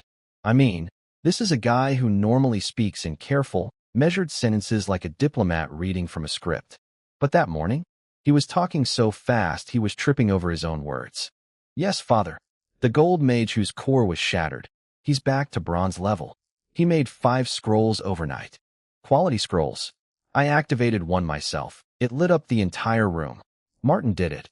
Our Martin, your second son, the one we thought was just collecting weird hobbies. He has the power to restore people. Do you understand what this means? We can find every broken warrior in the kingdom, fix them all, build an army of Kellen. Stop. Dad shut him down with 2 words. And then he said the thing that apparently drained all the color from Kellen's face. Have you considered what happens if anyone finds out about this? Silence. The sound of Kellen's enthusiasm hitting a brick wall at full speed. Dad spelled it out. Restoring crippled warriors is so far beyond normal magic that it's basically a miracle. And miracles attract attention. The wrong kind. Every major noble house, every kingdom, every power-hungry lunatic on the continent would want to either control me or eliminate me. A Viscount's second son with the ability to mass-produce elite warriors? The big players would never allow that kind of power to sit in someone else's hands. They'd come for me with smiles and offers first, then with armies. Kellen went from excited puppy to terrified strategist in about 3 seconds. Cold sweat, dry throat, the whole package. He'd been so busy daydreaming about family glory that he forgot the first rule of having something valuable. Everyone else wants to take it from you. Dad's orders came rapid fire after that, each one delivered with the precision of a man who's been playing political chess for decades. First, absolute secrecy. Not a fifth soul learns about this. Cyrus, Baron, Kandik. I need to make sure they keep their mouths welded shut. Any castle servant who gossips? Deal with them. Dad didn't specify how, and honestly, I don't think Kellen asked for details. Some things are better left vague. Second, we can keep collecting broken warriors, but it has to look innocent. The official story? Oh, young Martin is just a kind-hearted boy who likes helping unfortunate old people. Isn't that sweet? Basically, my cover story is that I'm running a medieval charity. Not the worst disguise. Third, and this was the big one, unlimited crystal supply. Dad said it plain, whatever I need, I get. If the treasury has it, hand it over. If the treasury doesn't have it, buy it from outside at whatever price. No budget cap. No questions. Just keep the pipeline flowing and keep it quiet. If anyone asks why the Silvergrain family is suddenly buying mountains of magic crystals, tell them we're training family mages. Simple. Boring. Nobody investigates boring. Then Dad got sentimental for exactly 5 seconds, which I'm told is a personal record. He sighed and muttered something about my uncle. Apparently the man was a peak silver knight who got injured in a border fight 10 years ago and retired into depression. If I'd known Martin had this power back then, I would have kept your uncle around. He shook it off fast, though. No time for regret when there's an orc invasion coming. His final order to Kellen was the heaviest one. He looked his firstborn dead in the eye and basically said, I'm leaving for war in a few days. While I'm gone, your number one priority, above the territory, above the finances, above everything, is Martin. Protect him. Protect his secret. Triple the guards around the workshop building. Not a fly gets in. If this leaks, it's not just the secret that dies. It's all of us. Kellen apparently stood up so straight you could have used his spine as a ruler. I'll build 3 layers of security. Not even a fly will get through. I won't let you down, Father. They shared one of those heavy father-son stares again, the kind where both people are simultaneously excited about the future and terrified of it. This was a gamble. The biggest one the Silvergrain family had ever made. Win, and they rise from minor nobility to a genuine power. Lose, and they get wiped off the map by someone bigger and meaner. Dad patted Kellen's shoulder. Trust, responsibility, and the weight of an entire family's survival packed into one gesture, and sent him off. And me? I was back in my room, completely oblivious to all of this, probably snacking on leftover breakfast toast, thinking my biggest challenge was scroll production efficiency. I had no idea that while I was worrying about profit margins, my father and brother had just restructured the entire family strategy around me. The unremarkable second son was now officially the most important person in the Silvergrain territory, protected by triple security and an unlimited budget. Funny how things change. Yesterday, I was haggling for 4 extra crystals. Today I have a blank check and a family of political operators building a fortress around my secret. Somewhere in the workshop, Cyrus was already scratching out his 6th scroll. In their rooms, Baron and Kandik were probably lying awake, counting the hours until their turn came. And outside the castle walls, an orc army was marching south, completely unaware that a 16-year-old kid with a broken system and 3 broken old men was about to ruin their whole campaign. The gamble was on, and honestly, I liked my odds. Kellen went full military commander mode the second he left Dad's study. Within the hour, my workshop building had more security than the royal treasury. Guards everywhere. A 100-step perimeter declared a no-go zone. His exact words to the staff were apparently, nobody gets close. Not servants, not nobles, not even me without permission. Anyone who breaks this rule gets dealt with first and questioned never. The butler got dispatched to the black market and every merchant guild in neighboring towns with one mission. Buy every magic crystal that exists. Price doesn't matter. Cover story? The Lord needs enchanted arrows for the army. Clean, boring, believable. Nobody investigates arrow supplies during wartime. Meanwhile, I was in the workshop cracking the whip. Figuratively. I'm not a monster. 60 scrolls in 3 days, I told Cyrus. Can you do it? The old man didn't even look up from his work. His magic pen was dancing across enchanted paper like a caffeinated spider spinning the world's most profitable web. 20 per day minimum. Fire scrolls, shield scrolls, whatever sells. 3 days is easy. Baron and Kandik hung around watching like 2 kids pressing their faces against a bakery window. They couldn't do anything yet, but just seeing Cyrus work, seeing proof that restoration was real, kept their hope burning. Every scroll that rolled off that table was a promise that their turn was coming. 3 days flew by, and when I walked into Cyrus's room on day 3, it looked like a scroll warehouse had exploded in the best possible way. 60 scrolls, neatly bundled in wooden crates. 30 basic light and detection scrolls. 20 shield and minor healing scrolls. 10 magic missile scrolls with actual offensive punch. Every single one was cleaner and more stable than anything a normal bronze mage could produce, because Cyrus wasn't a normal bronze mage. He was a gold rank brain operating bronze rank equipment. like having a Formula One driver behind the wheel of a go-kart. The cart might be small, but the driving is immaculate. All done, master, Cyrus said, wiping sweat off his forehead. The man hadn't slept in 3 days and looked like a zombie who discovered the meaning of life. Exhausted but glowing with purpose. I could have told him to rest, and he probably would have argued. I loaded the crates onto a cart and wheeled them straight to Kellen's study. His guard saw me coming and bowed. "The young master is expecting you." Of course he was. My brother had probably been counting the hours. I pushed through the door, and there was Kellen sitting behind his desk with a stack of blank parchment, clearly pre-prepared for the business paperwork. This man had literally been sitting there waiting with forms ready. Efficiency runs in the family, apparently. "First batch," I announced, parking the cart. 60 scrolls. But Kellen didn't even glance at the crates. Instead, he reached into his coat and pulled out a ring. Not just any ring. This thing was jet black with a gray crystal the size of a pigeon's egg embedded in it, and inside the crystal, light was actually moving, swirling, like a tiny galaxy trapped in stone. "This is for you," he said, pushing it across the desk. A spatial ring. 10 cubic meters of storage space inside. It's been sitting in the family vault for years with no purpose. Now it has one. My brain did a price check and nearly shut down. A spatial ring in the north is rarer than a polite orc. 10 cubic meters of pocket dimension? That's worth more than all 60 scrolls combined. More than half a mid-tier noble's entire estate. And Kellen was handing it to me like it was a birthday card. "This is too much, bro. Take it." He cut me off with a look that said this wasn't negotiable. "What you're doing is worth infinitely more than a ring. Use it to store scrolls, crystals, whatever you need. Keeps things hidden too." Then he dropped the line that actually got me. "This isn't just from me. It's from Father," he said. "The Silvergrain family owes you an apology. We overlooked you for too long. Consider this us making up for it." I picked up the ring. Cool to the touch.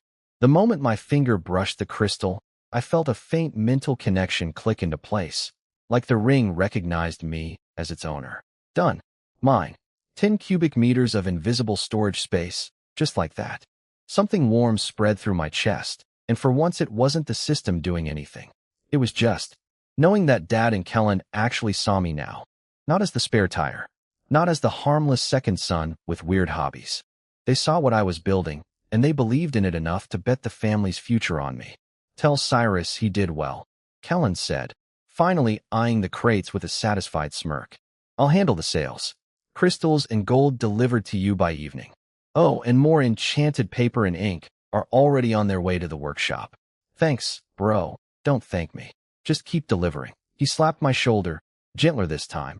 He was learning, and grinned. "The family's future might actually depend on you." "No pressure, huh? No pressure." "Sure." I left the study and handed the empty cart to a servant, then climbed to the highest point of the castle. Because today wasn't just about scrolls and crystals. Today was the day Dad left for war. Down below, the entire army was assembled outside the castle gates. 300 professional soldiers in polished armor. 43 supernatural knights on horseback. 500 conscripted farmers turned auxiliary troops, looking significantly less confident than the professionals. And at the front of it all, Dad, the Silvergrain Viscount himself, sitting tall on a massive warhorse, full battle armor gleaming in the morning light. He looked toward the castle one last time. I don't know if he could see me up on the tower, but I'd like to think he could. Then he turned north. "Move out." The war horn blasted across the sky. Hooves thundered.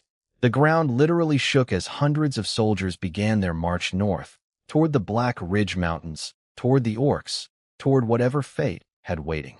I watched until the last banner disappeared over the horizon. From another tower, I knew Kellen was watching too. Dad fighting on the front lines. Kellen holding down the territory. And me, hidden in a workshop building surrounded by triple security, quietly assembling an army of restored legends that nobody knew about. The Silvergrain family's biggest gamble was officially underway. Dad was betting his life on the battlefield. Kellen was betting his reputation on management. And I was betting everything on a system I barely understood, 3 broken old men, and a pile of magic crystals. No turning back now. I got back to my room, kicked out every maid, locked the door, and opened up my new space ring like a kid unwrapping the world's most expensive Christmas present. What I found inside nearly gave me a heart attack. 500 magic crystals. 500. Neatly stacked, glowing soft blue, filling up most of the ring's storage space like the world's most expensive ball pit. Quick math. 500 crystals at market price equals 14,000 gold coins. Our entire territory makes about 50,000 gold a year. Dad and Kellen had basically emptied the family piggy bank and shoved it into a ring for me. I stood there for a moment, staring at this small fortune, feeling the weight of what it meant. These weren't just crystals. This was my family saying, "We believe in you," in the loudest possible way, by betting a massive chunk of everything they had. My chest got tight in a way that had nothing to do with the system. System. Absorb everything. Ding. Absorbed 500 low-grade magic crystals. Energy gained, 50,000. Total energy, 50,000. 50,000 points. That's enough to fully restore Cyrus and get a solid start on Kandak. The numbers on my system panel had never looked so beautiful. I made a silent promise right there. I would not waste this trust. My original plan was to buy Cyrus some protective gear, but forget that. Speed was everything now. Dad was out there fighting orcs. Every day I spent shopping for accessories was a day someone on the front line might not come home. I headed out to find Kellen, but the universe had other plans. Specifically, a roadblock made entirely of worried women. My mother and a group of noble women had gathered in the hallway, wives of the Silver Knights who'd marched off with Dad. They were sitting around with tea and snacks, but nobody was eating. Every face carried that same expression. My husband is fighting monsters, and I'm pretending to be calm. Look. One woman in a brown dress stood up when she saw me, eyes red from crying. Young master, they say the orcs are worse than ever this year. The others immediately piled on. Everyone wanted reassurance. Everyone wanted someone to say their husbands would come home alive. These were tough women married to supernatural warriors, but war doesn't care about toughness. Swords don't discriminate. I put on my most confident voice, the one I'd been practicing in front of mirrors since the system activated, though I'd never admit that, and told them what they needed to hear. Dad was experienced. Our knights were battle-tested. Kellen was making sure supplies kept flowing. And me? I'm preparing something that might help the front line. Vague enough to be mysterious, specific enough to be comforting. Mom patted my hand and told the other ladies to stop worrying, because even her son was confident. They smiled. Tension dropped a few degrees. Mission accomplished. I excused myself and speed-walked to Kellen's study. Knocked. Entered. Found my brother buried under military supply lists, looking like a man who hadn't slept since Dad left. "Hey bro, quick question. The family vault. We've got 2 gold-rank magic staffs in there, right?" Kellen's face went through surprise, then comprehension, then pure delight in about half a second. "You want to arm Cyrus?" "Of course. I should have thought of that myself." He practically leaped out of his chair. "Take whatever you want. Not just the staff, anything in the vault. Armor, weapons, materials, whatever. Here." He scribbled on a note, stamped it with his personal seal, and thrust it at me. "This gives you unrestricted access. Walk in, take what you need, walk out. No questions, no limits. I'll tell the guards. Unrestricted access to the family vault. The place where they keep the good stuff. The legendary tier equipment that even Dad treats like sacred relics. And my brother just handed me the keys like it was a library card. Thanks, Kellen." Seriously, he waved it off. "We're family. Stop being polite and go build us an army. Oh, and if you see anything else useful in there, grab it. Don't be shy." That afternoon, I walked into the vault for the first time in my life, and let me tell you, it was exactly as cool as you'd imagine. Massive iron doors, rows of shelves packed with gleaming armor, enchanted weapons, crates of rare materials, and dusty old books that probably contained forgotten secrets. The air smelled like metal and history. In the staff section, 2 gold-rank beauties were waiting for me. One was wrapped in fire patterns with a crimson crystal that practically radiated heat, a fire mage's dream weapon. The other was cool and misty, topped with a blue crystal that hummed with water energy, clearly built for defensive magic. Easy choice. Cyrus was pumping out fire scrolls like a factory. The fire staff would supercharge his production and eventually let him make silver-rank scrolls once I restored more of his power. I grabbed it. The thing was heavier than it looked. I could feel raw magical power thrumming through the wood, like holding a sleeping dragon by the tail. This wasn't a tool, it was a statement. And soon, It would be in the hands of a mage who knew exactly how to use it.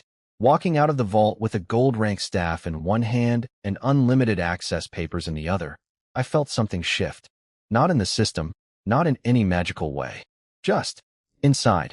A few days ago, I was a forgettable second son scraping together allowance money. Now I had 50,000 energy points, a spatial ring, the family treasury on speed dial, a scroll business printing money, and 3 legendary fighters waiting to be unleashed. The spare tire had become the engine. And somewhere up north, orcs were marching south, completely unaware that the quiet little territory they'd probably never heard of was about to become the worst surprise of their lives. On my way back to the workshop, my brain was already running 3 plans simultaneously. Restore my guys, yes, but also hit the auction house and slave markets again. More diamonds in the rough had to be out there. Old warriors, broken mages, discarded legends collecting dust in chains. I needed to build a whole roster, not just a starting lineup. 3 people wasn't an army. 3 people was a book club with swords. When I walked into Cyrus's room, the man had been busy. 15 mid-tier scrolls finished since morning. 8 fire blasts, 5 ice spikes, and 2 minor stoneskin scrolls. I picked up a fire blast. The thing was noticeably heavier than the basic scrolls, the magical patterns way more intricate, and I could feel heat radiating from the paper like it was personally offended by cold weather. These would sell for serious money. Nice work, I told him. Then I casually reached into my space ring and pulled out the gold rank fire staff. Let me describe the room's reaction. You know how in movies, there's that moment where the hero pulls out the legendary weapon and dramatic music starts playing? It was like that, except instead of music, there was just the sound of 3 old men simultaneously forgetting how to breathe. Today, I said, handing the staff to Cyrus, you go back to gold. Cyrus grabbed that staff like a drowning man grabbing a lifeline. His hands were shaking so badly, I thought he might drop it. His voice came out as a whisper. Master, you mean, really? Really? Full gold rank restoration. Right now? Oh, and after this, switch to silver grade scrolls. Gold grade materials are too rare to mass produce right now. So let's dominate the silver market first. The man couldn't even form sentences anymore. He just stood there clutching his new staff with white knuckles, nodding like a bobblehead in an earthquake. Then I turned to Baron and Kandik. Baron, you'll have to wait a bit longer. Your restoration costs 100,000 energy, and I'm not there yet. But it's coming. I looked at Kandik. You, though, I'm bumping you straight to Gold Knight. Today, this afternoon, what happened next was a lot. Both of them dropped to their knees simultaneously, and I mean dropped, like their legs just stopped existing. Foreheads hit the stone floor with 2 meaty thunks that made me wince. Then the headbanging started. Over and over. Thank you, Master. Thank you, Master. Each bow punctuated by their foreheads smacking the floor hard enough to leave marks. These weren't performative bows. These were the bows of men who'd been living in personal hells for years. Baron, the former Holy Domain Knight, had spent who knows how long watching his body decay while his enemies laughed. Kandik had been surviving with dragon toxin eating him alive from the inside, every step feeling like walking on broken glass. Both of them had given up on ever being whole again. And now a teenager was telling them, yeah, we're fixing that. Pencil it in for this afternoon. Tears were streaming down faces. Foreheads were turning red. The emotional intensity in that room could have powered a small city. I pulled them both up before they gave themselves concussions. Stop that. I don't need gratitude headbutts. I need you guys restored and fighting. Save the thank yous for after you've actually done something useful. We will die for you, they said in perfect unison, eyes blazing with the kind of devotion that's either deeply touching or slightly terrifying. Possibly both. Cyrus stepped forward too, bowing deeply. Master, once I'm gold again, I can produce silver-grade scrolls at 10 times the profit. I won't let you down. Beautiful. Everyone was motivated. Time to actually do the thing. Ready? I asked Cyrus. He straightened his spine, clutched his new fire staff, and looked at me with eyes literally burning with determination. Always, Master. I placed my palm on his head. Yes, the head-touching thing again, very dignified, not awkward at all, and gave the command. System. Restore Cyrus to Gold Mage. Full power. Ding. Beginning full restoration of contract holder Cyrus. Energy cost, 12,900 points. This time the energy didn't trickle. It poured. like someone opened a dam inside my palm. Cyrus grunted as golden red light erupted across his skin, his entire body glowing like a human furnace. His magic core, which I'd previously patched to bronze level, was being completely rebuilt, not just repaired, but refined. Every magical pathway in his body was getting flushed, expanded, and reinforced. The process took half an hour. When I finally pulled my hand away, the man who opened his eyes was not the same broken old grandpa I'd bought at an auction for 100 gold coins. Cyrus stood up slowly. The hunch was gone. His eyes flashed with sharp, controlled power, and the magical pressure radiating off his body was so thick it made the air in the room feel heavy, like gravity had decided to pay extra attention to this particular square footage. Your servant greets the master. He knelt on one knee, voice like iron, not a trace of the trembling, grateful wreck from a few days ago. This was a gold-rank elemental mage. The real deal, fully restored, possibly stronger than his original peak. Baron and Kandik were staring with their mouths open, breathing hard, practically vibrating with anticipation. If Cyrus's transformation was the trailer, they wanted the full movie. I checked my system panel. 37,100 energy remaining.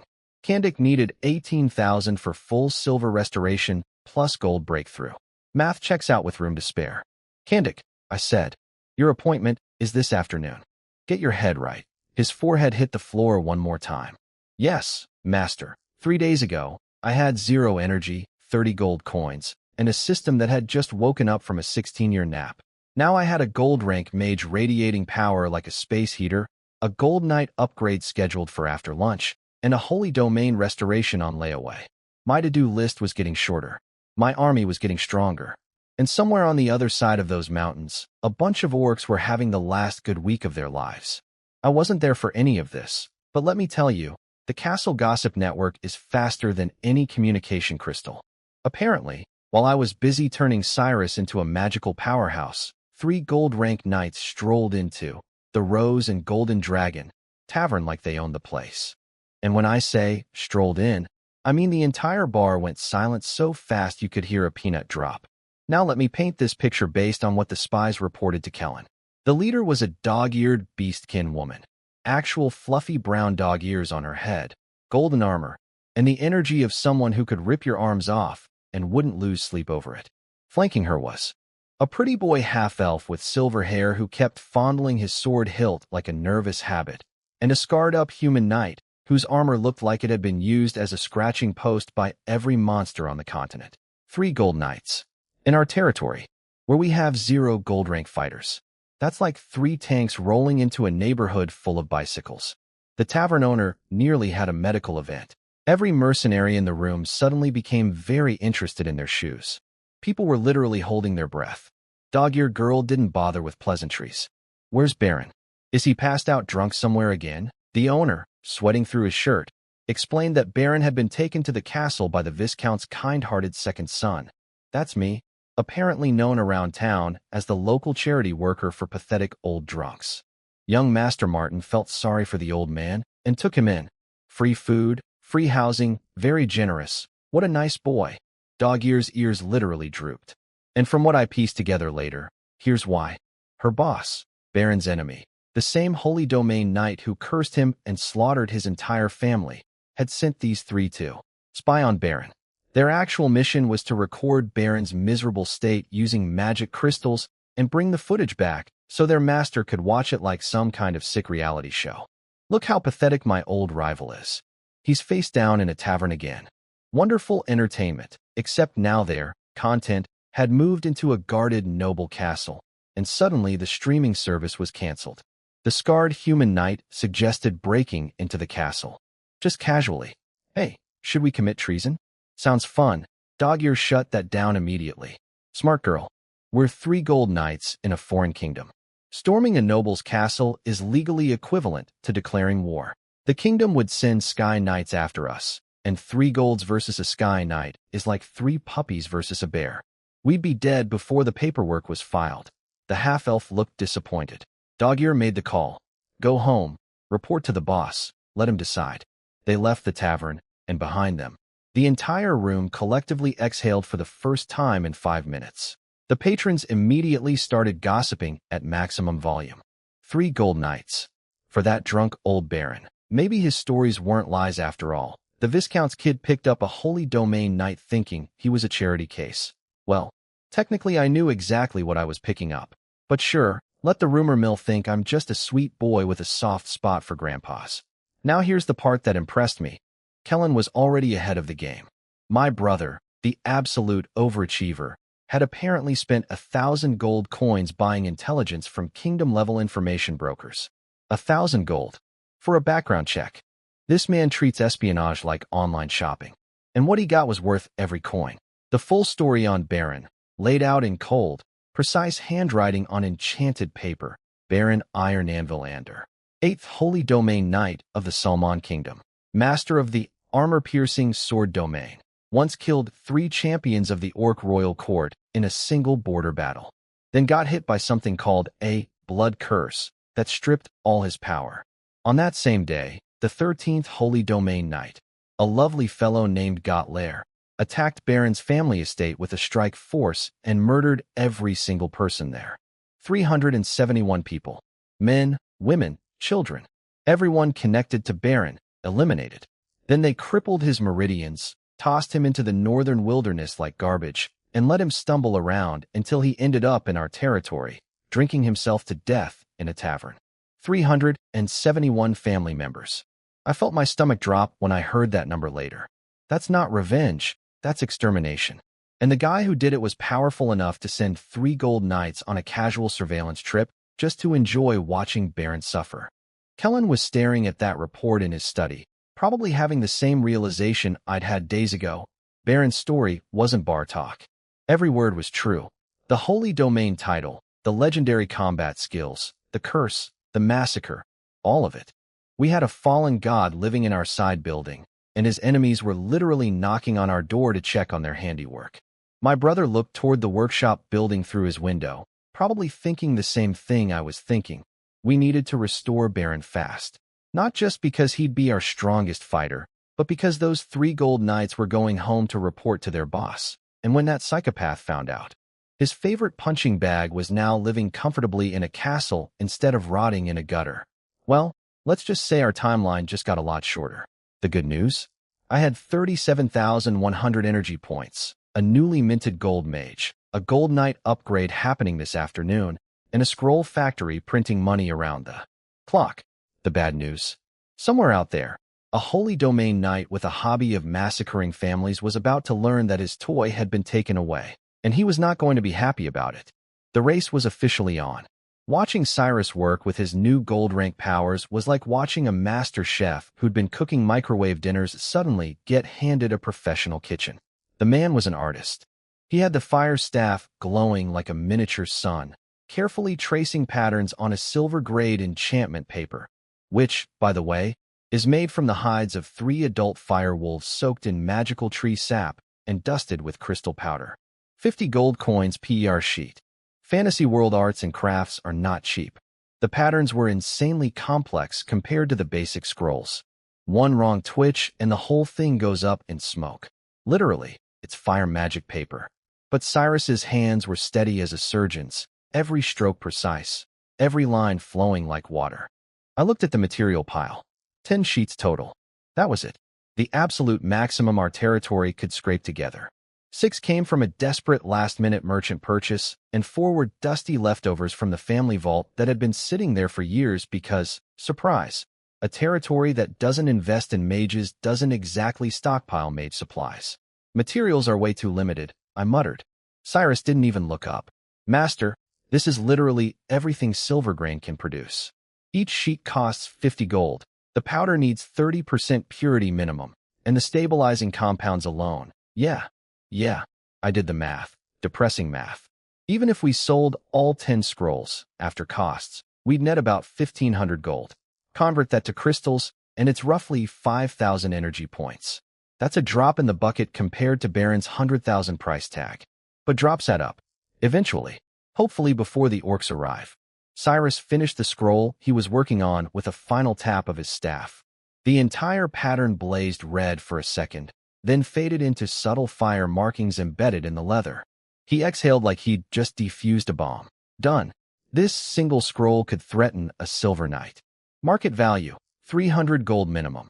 300 gold for one piece of fancy paper. The profit margins on these things were absolutely criminal. I loved it. I told him to take a break. He refused. Of course he refused.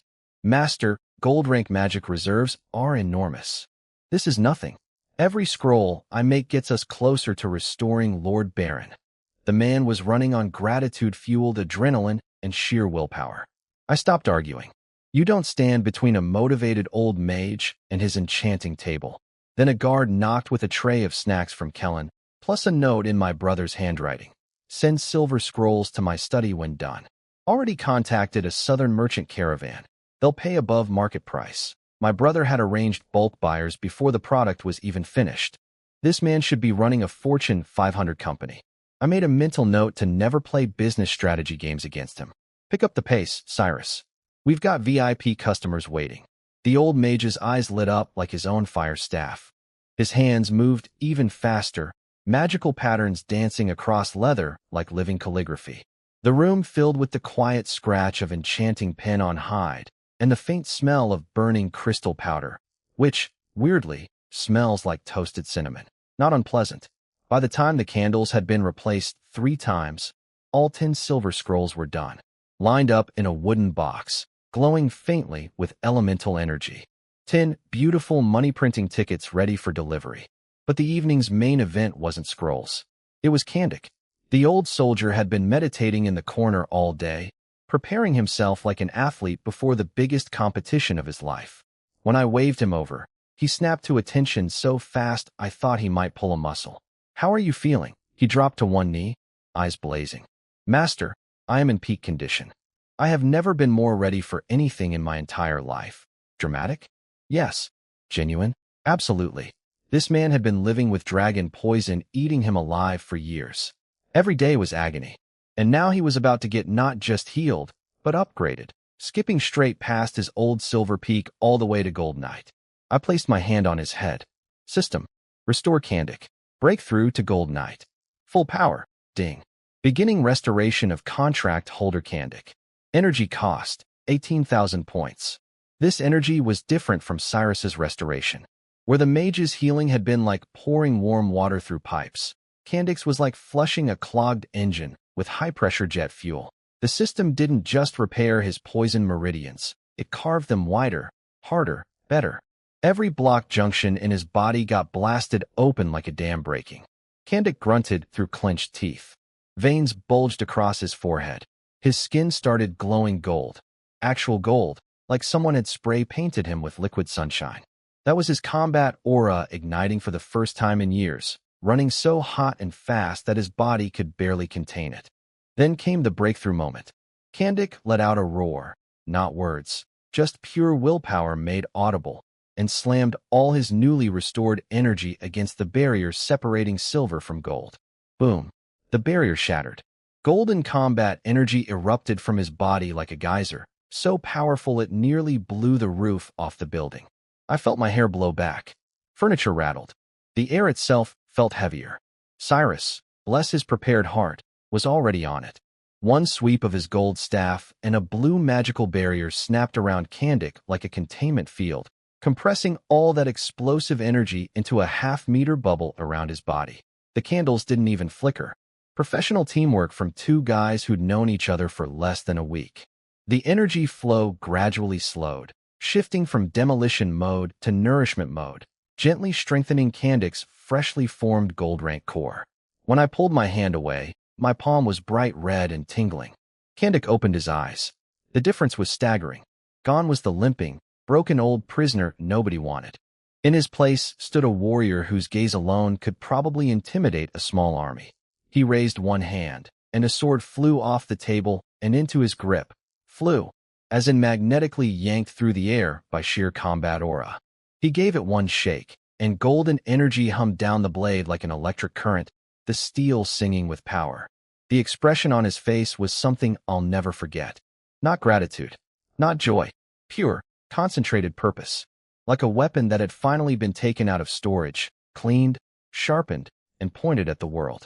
Current status, 2 gold rank fighters fully operational, 1 holy domain restoration pending. System energy at 19,100 points after the procedure. The scoreboard was filling up, and I still had scrolls to sell, crystals to buy, and 1 very important old drunk to rebuild. Baron was watching from the corner, silent as always, his trembling left hand clenching and unclenching. He didn't say a word. He didn't need to. His eyes said everything. My turn next. Soon, old man. Very soon. Kandak hit the floor crying. Full waterworks. The kind of ugly crying where tears are literally splashing on the ground like rain. This man went from poisoned slave that nobody would pay 10 gold coins for, to a full-blown gold knight in less than a week. If that's not a glow-up, I don't know what is. I pulled him up before he flooded the room. Save the tears for later. You've got a gold rank body now. Learn how to use it. Starting tomorrow, you're on security detail for the workshop. Yes, master. He wiped his face with the back of his hand, stood at attention, and immediately looked like someone you'd cross the street to avoid in a dark alley. The transformation was genuinely unsettling. 5 minutes ago, weeping grandpa. Now, human weapon radiating, try me, energy. Cyrus dropped his magical barrier and congratulated Kandak like a proud coworker. Baron patted him on the shoulder, smiling, but I could see what was really going on behind those eyes. Pure, burning impatience. Every restoration he watched was both encouraging and torturous, proof that it worked, combined with the agony of still waiting for his turn. I checked my energy, 19,100 points. His bill was 100,000. We were getting closer, but closer, and there are very different words. I told everyone to get some sleep and headed back to my room. The fireplace was crackling, the room was warm, and I was about to settle in with an ancient book about holy domain curses, light bedtime reading, when something blue flickered past my window. I ignored it. Probably a magic bug. This world has glowing insects the way Earth has mosquitoes, except these ones are prettier and less annoying. Now, here's what was happening 32 kilometers away while I was cozily reading by the fire. And I didn't learn any of this until later. So imagine my narration as the dramatic voiceover in a movie where the camera cuts away from the hero to show the disaster unfolding. Oak Creek Village, one of our territory's outer settlements. Nice little place near a logging camp, richer than average, with chimneys puffing out more smoke than its neighbors, which, unfortunately, made it look like a delicious target to the wrong people. 43 bandits showed up at the village fence like a pack of hungry wolves who'd read the menu in advance. Their leader was a charming fellow named Hawk, a muscle-bound thug with an Iron Rank Knight's aura, which is basically the magical equivalent of a guy who took 1 karate class but could still beat up everyone in the room. He'd been a small-time highway robber for years, but tonight he was feeling ambitious because word had spread that Dad took all 300 professional soldiers north to fight orcs. This village is fat, boys, one skinny bandit drooled, eyeing the grain stores and wooden houses. Look at all those chimneys. Hawk spat on the ground and grinned. Lumber money. These peasants have been stacking cash for years. Smash the fence, grab everything. We disappear into the black pine forest before anyone notices. The village? 13 militia members armed with sharpened sticks. Sticks. Against 43 bandits with actual weapons and a knight class leader. The math was so lopsided it wasn't even math anymore. It was just cruelty. The village chief, a white-haired old man leaning on a cane, stood on the watchtower watching the bandits approach, looking like he'd just received his own death notice. Behind him, the 13 militia guys were shaking so hard their wooden spears were rattling like chattering teeth. "We're finished," one young militia kid whispered, but the chief had 1 card left. "Send the message, Crow." Now, a little girl with braids, couldn't have been more than 10, was already tying a tiny scroll to the leg of the village's only magic bird.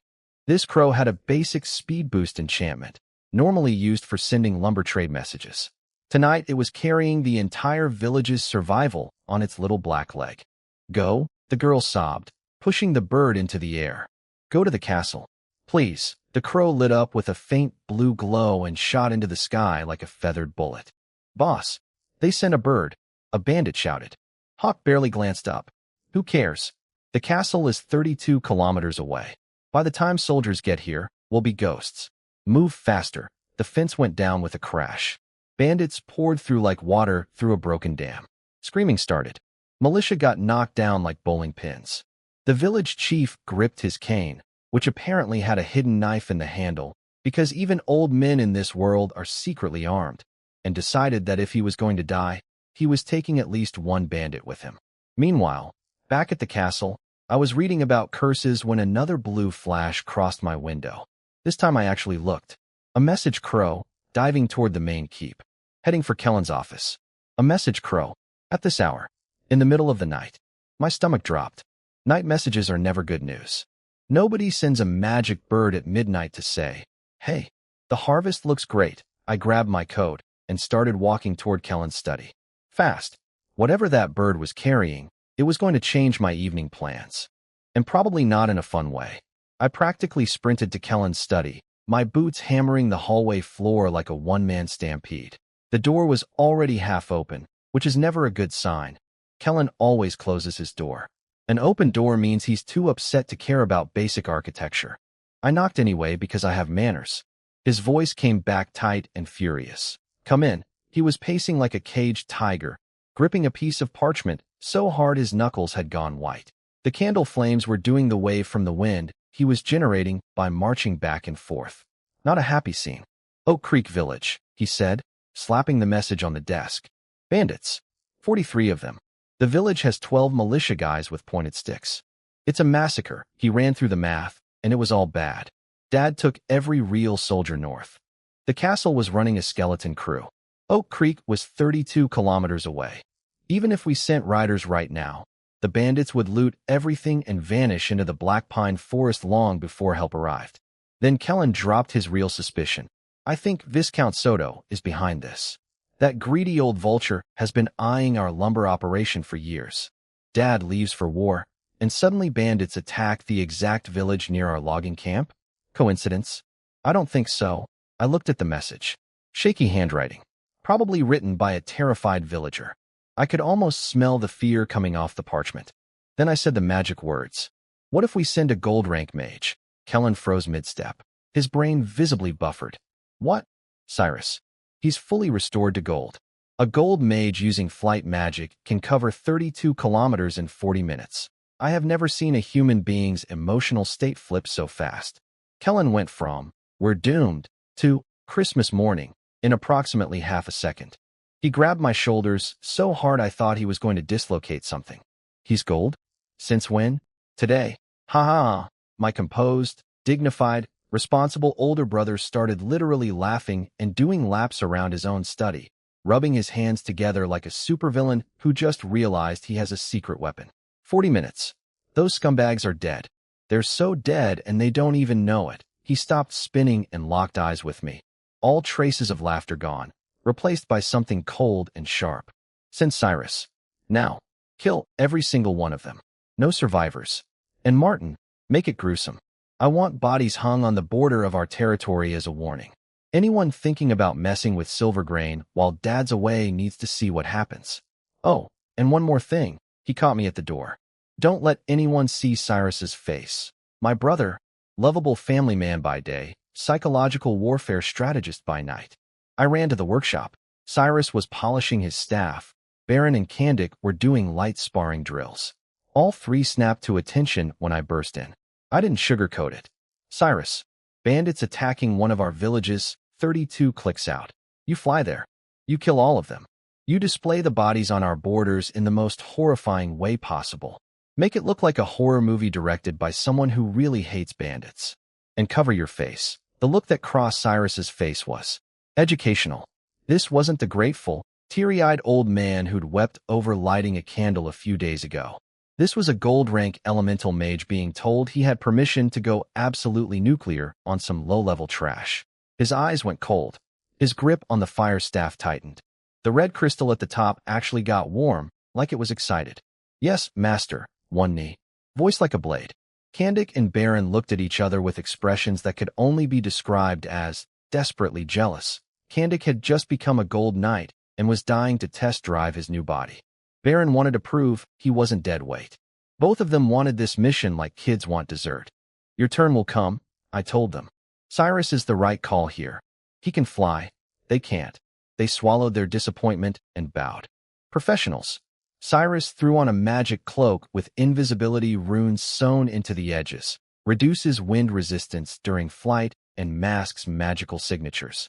We snuck him out through the castle's side door, got him to an open field outside the walls via carriage, and then he gripped the staff, chanted something under his breath, and the red crystal exploded with light. Wind swirled under his feet like a miniature hurricane. He rose into the air, cloak billowing, looking like an avenging angel who'd had a really bad day. Intermediate flight, whoosh, gone. A golden streak tearing across the night sky. Accelerating so fast he went from dramatic floating figure to distant speck in about 3 seconds. The snow on the ground swirled in his wake. Kellen and I stood on the castle's upper platform, watching the light disappear. 40 minutes, Kellen murmured, fists clenched. He'll make it, I said. And when he gets there, those bandits are going to have the worst and last surprise of their lives. Now let me tell you what was happening at Oak Creek during those 40 minutes, based on what survivors told us later. It was bad. The fence was smashed. Bandits were everywhere, kicking down doors, stealing grain, terrorizing families. Some buildings were on fire. The militia had been knocked flat. The village chief, a retired mercenary disguised as a harmless old man with a cane, was gripping his hidden blade, ready to take at least one bandit down with him.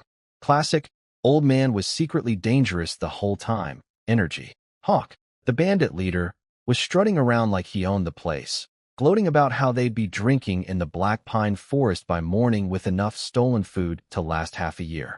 He checked his watch. Metaphorically, watches don't exist here, and figured 15 more minutes of looting, then disappear. Easy money. No consequences. Then a pillar of fire fell from the sky and turned 2 of his men into charcoal. Who? Hawk looked up. Floating in the dark sky above the village, cloak rippling in the wind, staff blazing with red light that turned the clouds orange, Cyrus. Looking less like a kindly old grandfather and more like an angry god who'd been personally offended by the existence of bandits. You dare raid my master's territory. His voice cut through the chaos like frozen steel. You're already dead. The bandits panicked immediately. Even the dumbest thug can recognize gold rank energy when it's hovering 30 feet above your head and glowing. Hawk, to his credit, or his stupidity, tried to rally his men. It's just one mage. Rush him. Chop him down. Real brave words from a man who was quietly backing away while saying them. Cyrus's response was to raise his staff and rain fire arrows down on 43 bandits like a one-man airstrike. The screams were, well, let's just say Oak Creek Village got very loud, very briefly, and then very quiet. Hawk saw his crew getting roasted like kebabs, did the math instantly, and bolted. Full sprint toward the tree line. Every man for himself. He made it about 6 steps before a golden magic chain wrapped around his ankle and yanked him back like a dog on a leash. Somewhere in the castle, I was standing on the platform, looking at the distant sky, feeling oddly calm. The spare tire had just dispatched an airstrike. Not bad for a Tuesday night. I didn't see what happened at Oak Creek, but Cyrus gave me the debrief when he got back, and honestly, I'm glad I wasn't there. That man is terrifying when he's off the leash. So here's what went down. Cyrus landed in the middle of the burning village, pressed his glowing staff against the bandit leader's throat, close enough to literally cook the guy's neck, and asked one simple question. Where's your hideout? Hawk, the big tough bandit boss who'd been strutting around 10 minutes ago like he owned the world, collapsed into a groveling puddle of, please don't kill me. So fast he probably set a world record. Face in the dirt, forehead smashing the ground, sparks from the still-burning earth sticking to his greasy hair, and he didn't even notice because he was too busy trying not to die. 10 kilometers. Giant Hammer Valley. Take everything. Gold. Food. Women we kidnapped. It's all yours. Here, take my space ring too. Wait. Hold on. A space ring? A bottom-tier Iron Knight bandit had a space ring? Those things are rarer than polite orcs and worth more than most people's houses. A highway robber having one is like a gas station attendant driving a Lamborghini. The math doesn't add up unless somebody gave it to him. Cyrus checked the ring's contents and found, among the stolen goods, several bundles of rope stamped with Soto territory markings. Soto, as in Viscount Soto, the greedy neighbor Kellen suspected of orchestrating this whole raid. The man didn't just fund bandits. He gave them branded supplies. That's not crime. That's crime with terrible operational security. Cyrus mentally filed that evidence, then bundled up Hawk with binding magic and flew him to the bandit hideout like a golden eagle carrying a screaming pig. The hideout was a cave in Giant Hammer Valley, hidden behind vines, tucked between cliff walls, basically invisible unless you knew exactly where to look. Cyrus burned away the camouflage in 1 second and kicked Hawk inside. Now, Hawk, even while facing certain death, was apparently still stupid enough to think his remaining 20-something men hiding in the cave might save him. Maybe they'd ambush the mage. Maybe numbers would matter. They did not matter. Cyrus walked in, raised his staff, and flooded the entire cave with gold-rank fire magic like he was pressure washing a driveway. The screaming lasted about 3 seconds. That was it. 20-something bandits. 3 seconds. Done. He looted everything. Gold, supplies, weapons, all of it, stuffed it into Hawk's space ring, then dragged the bodies outside and flew to the border between our territory and Soto's land. There, he found a row of dead trees, perfect natural display racks, and hung every single bandit corpse from the branches. Not neatly, not respectfully. He carved words into their bodies with magic. This is what happens when you raid Silver Grain territory. Medieval billboard advertising, but make it horrific. I was waiting at the castle side entrance when he got back at dawn. Kellen was next to me, both of us damp from morning dew because we'd been standing there for hours like worried parents waiting for a teenager to come home from prom. Except instead of prom, it was mass murder. Cyrus landed, walked over, completely ignored my brother, dropped to one knee in front of me, and said, "Master, mission complete." He handed me the space ring full of bandit treasure. I nodded, said, "Good work," and turned to Kellen. Kellen nodded at Cyrus and told him to rest, and that the treasury would send him some magic recovery potions. Cyrus responded with a flat, not, thank you, young master. Not, I appreciate it, sir.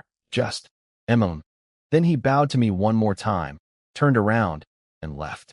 The awkwardness was so thick you could spread it on toast. Here's the thing.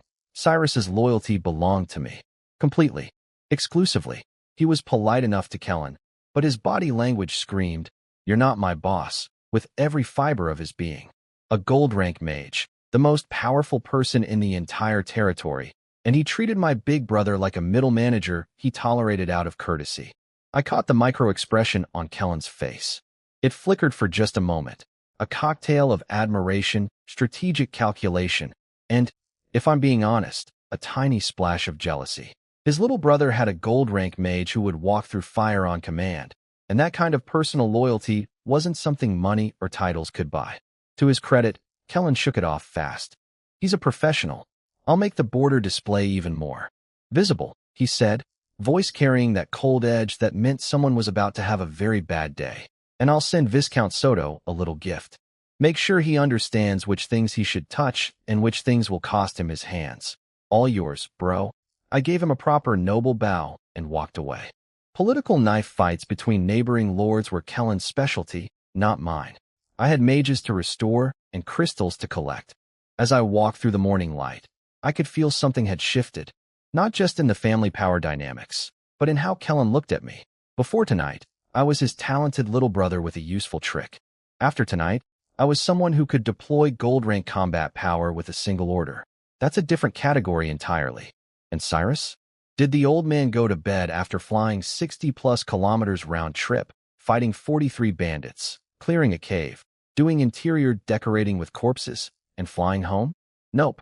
He went back to his room and started making more scrolls. This man is a machine. A grateful, terrifying, scroll-producing machine who would rather work for me than sleep. I didn't ask for this level of dedication, but I'm definitely not going to complain about it. Oh, and the bandit treasure ring? I opened it later. Not bad. Not retirement money, but a nice bonus. The real prize was those Soto-branded ropes, physical evidence linking a rival Viscount to a bandit attack on our territory. In the hands of someone like Kellen, that wasn't just proof. That was a loaded weapon pointed directly at Viscount Soto's political career. War on the northern front. Political warfare on the southern border. A gold mage making scrolls. A gold knight guarding the workshop. A holy domain restoration on the horizon. And me, a 16-year-old, somehow sitting at the center of all of it, pulling strings I didn't even know existed a week ago. Life comes at you fast when you've got a cheat system and zero chill. Back in my room, I cracked open the bandit boss's space ring like a piñata to see what fell out. Not bad, actually. 53 magic crystals. Not a fortune, but for a guy who counts every crystal like they're his children, this was a pleasant surprise. Then there was the junk. 30-something sets of beat-up armor, a pile of dented weapons, and several bags of grain stamped with Oak Creek.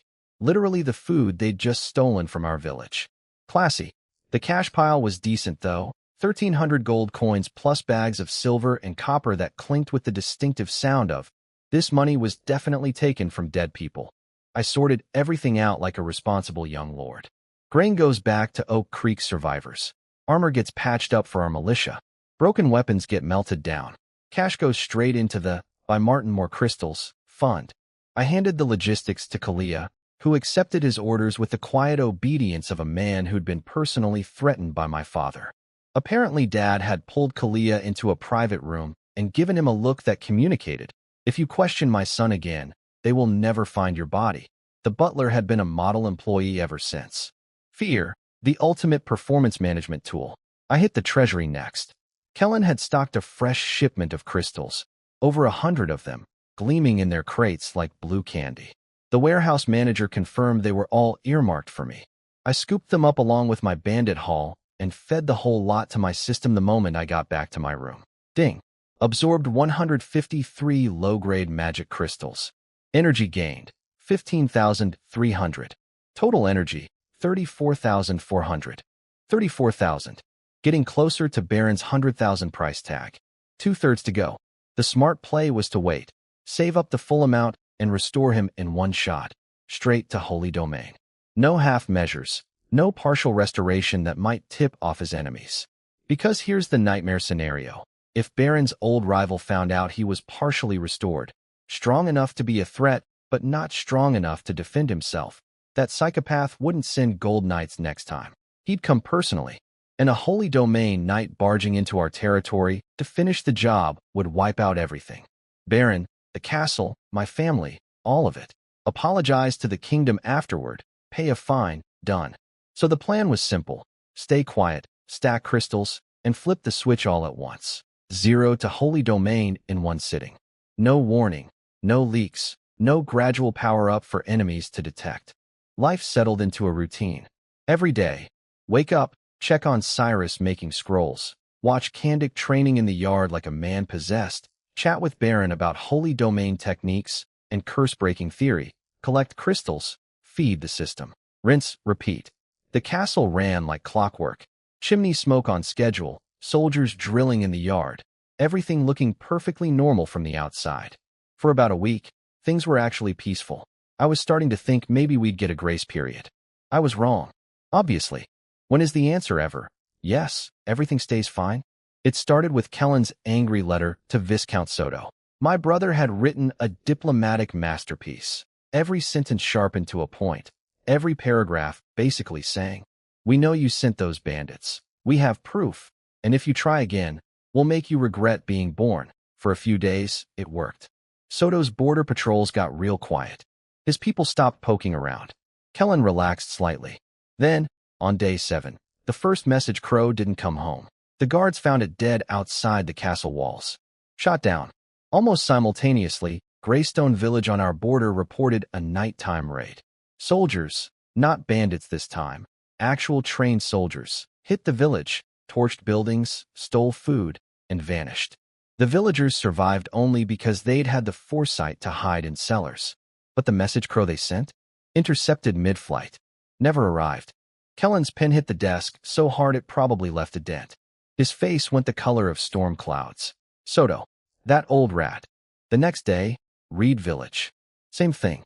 Mystery soldiers, lightning raid, stolen supplies, burned houses, dead message crow. This time, a villager who escaped reported seeing one of the attackers use wind magic to snipe the bird out of the sky. Precise, professional, clearly done by a trained mage. This wasn't random banditry anymore. This was coordinated military harassment by a neighboring lord who had clearly decided that Kellen's scary letter was a bluff. Soto had figured out our weakness. Dad took the army north. We were spread thin, and we couldn't protect every village simultaneously. So he was picking off our border settlements one by one, cutting our communications by killing the message birds, and daring us to do something about it. Kellen stood in front of the territory map, finger jabbing Soto's lands so hard I thought he'd poke through the parchment. He wants us to make the first official move.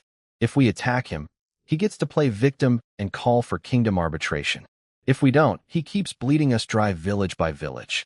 Classic bully tactics. Hit, run, destroy evidence, repeat. And we were stuck. Not enough soldiers to garrison every border village, not enough intel to predict where he'd strike next, and not enough political standing to openly accuse a fellow Viscount without ironclad proof. Well, almost stuck. Because Soto's little strategy had one fatal flaw. He thought we had no gold rank fighters. He thought our mages were all low level. He thought our strongest asset was grain. He had absolutely no idea what was sitting in my workshop, getting stronger every single day, waiting for the moment I finally collected enough crystals to unleash the most terrifying comeback story this continent had ever seen. Patience, Soto. Your invoice is being prepared. Day 3. Third village. Red Cedar Village got torched, and this time we found out because a wounded villager literally crawled to our castle gates, bleeding from everywhere, sobbing his report.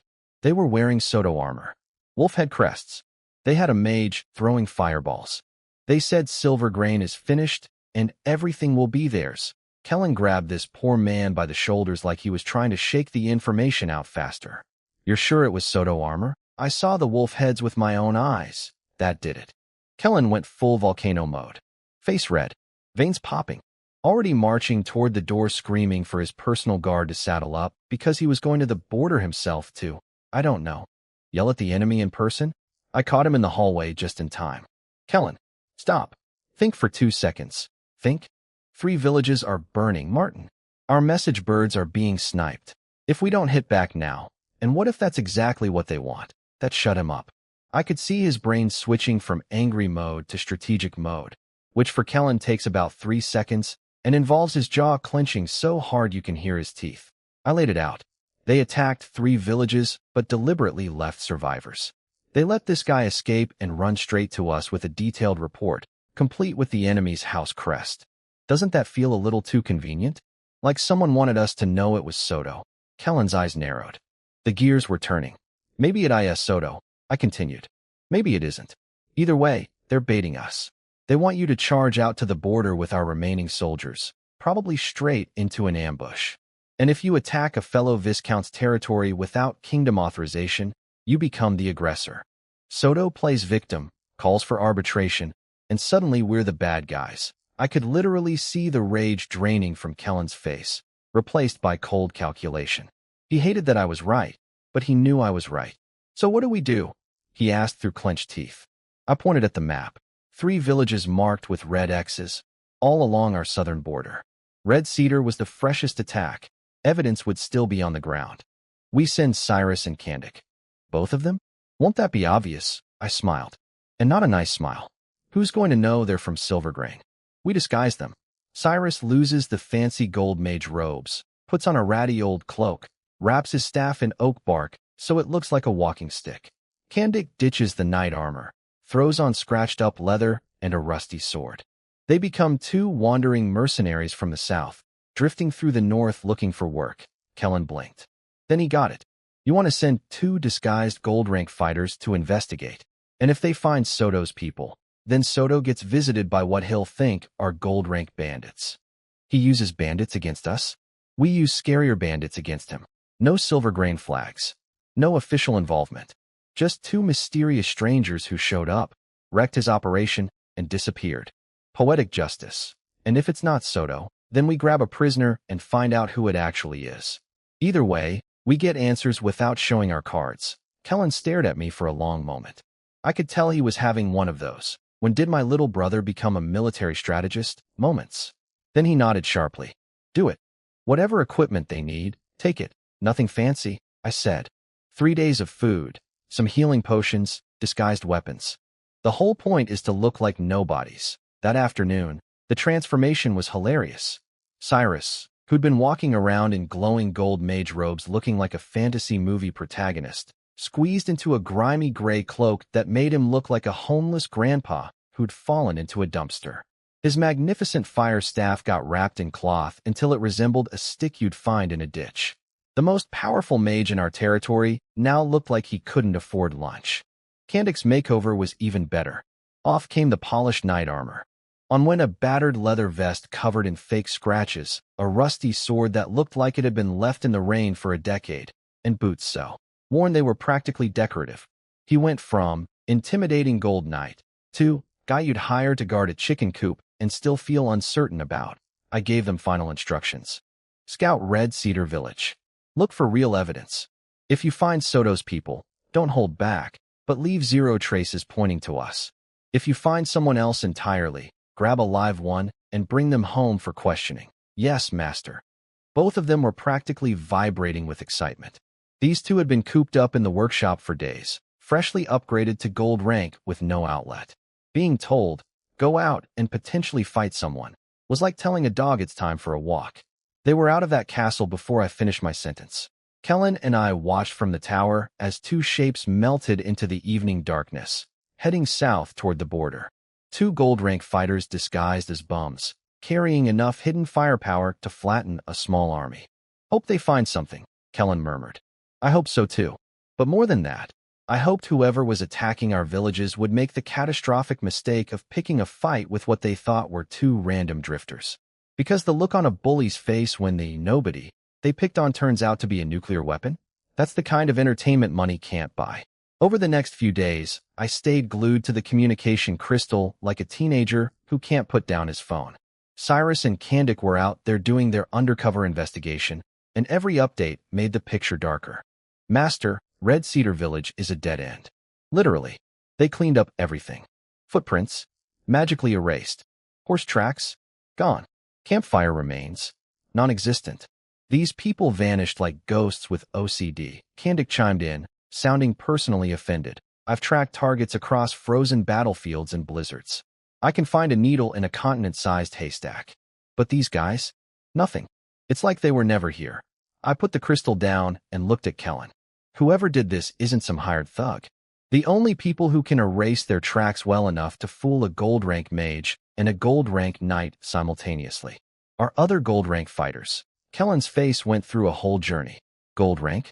Soto can't possibly afford gold fighters. His entire territory makes maybe 20,000 gold a year. Feeding 1 gold rank warrior costs half that in crystals and potions alone. Exactly. This isn't Soto. The math was simple and terrifying. Whoever was behind this had resources that dwarfed a viscount's territory.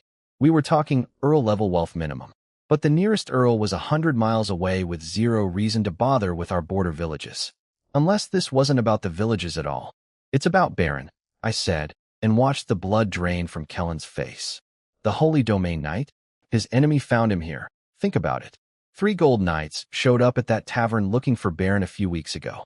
They went home empty-handed.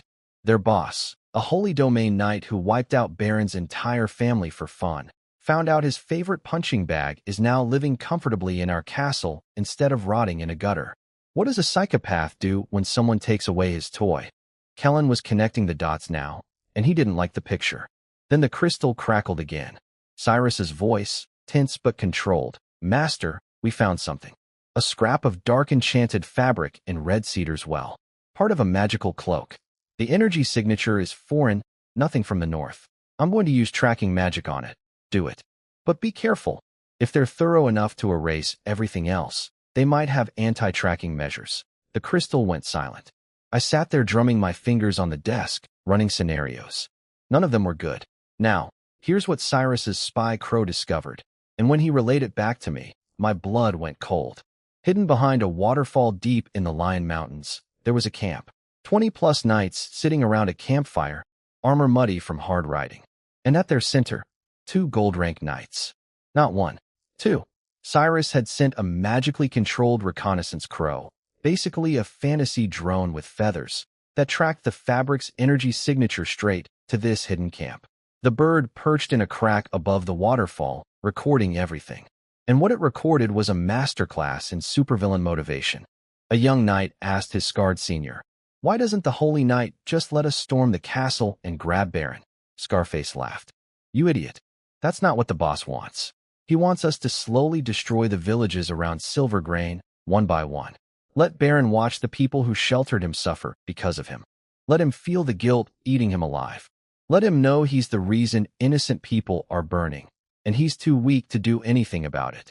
That's the punishment. Death would be mercy. This is art. The young knight grinned. Brilliant. And that second young master who dared take Baron in?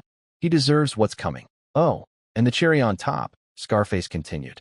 We leave Soto's markings everywhere. Those two territories already hate each other. They'll blame Soto, fight each other, and we sit back and enjoy the show while Baron drowns in guilt. Win-win-win. My hands were shaking when Cyrus finished the transmission. Not from fear, from anger.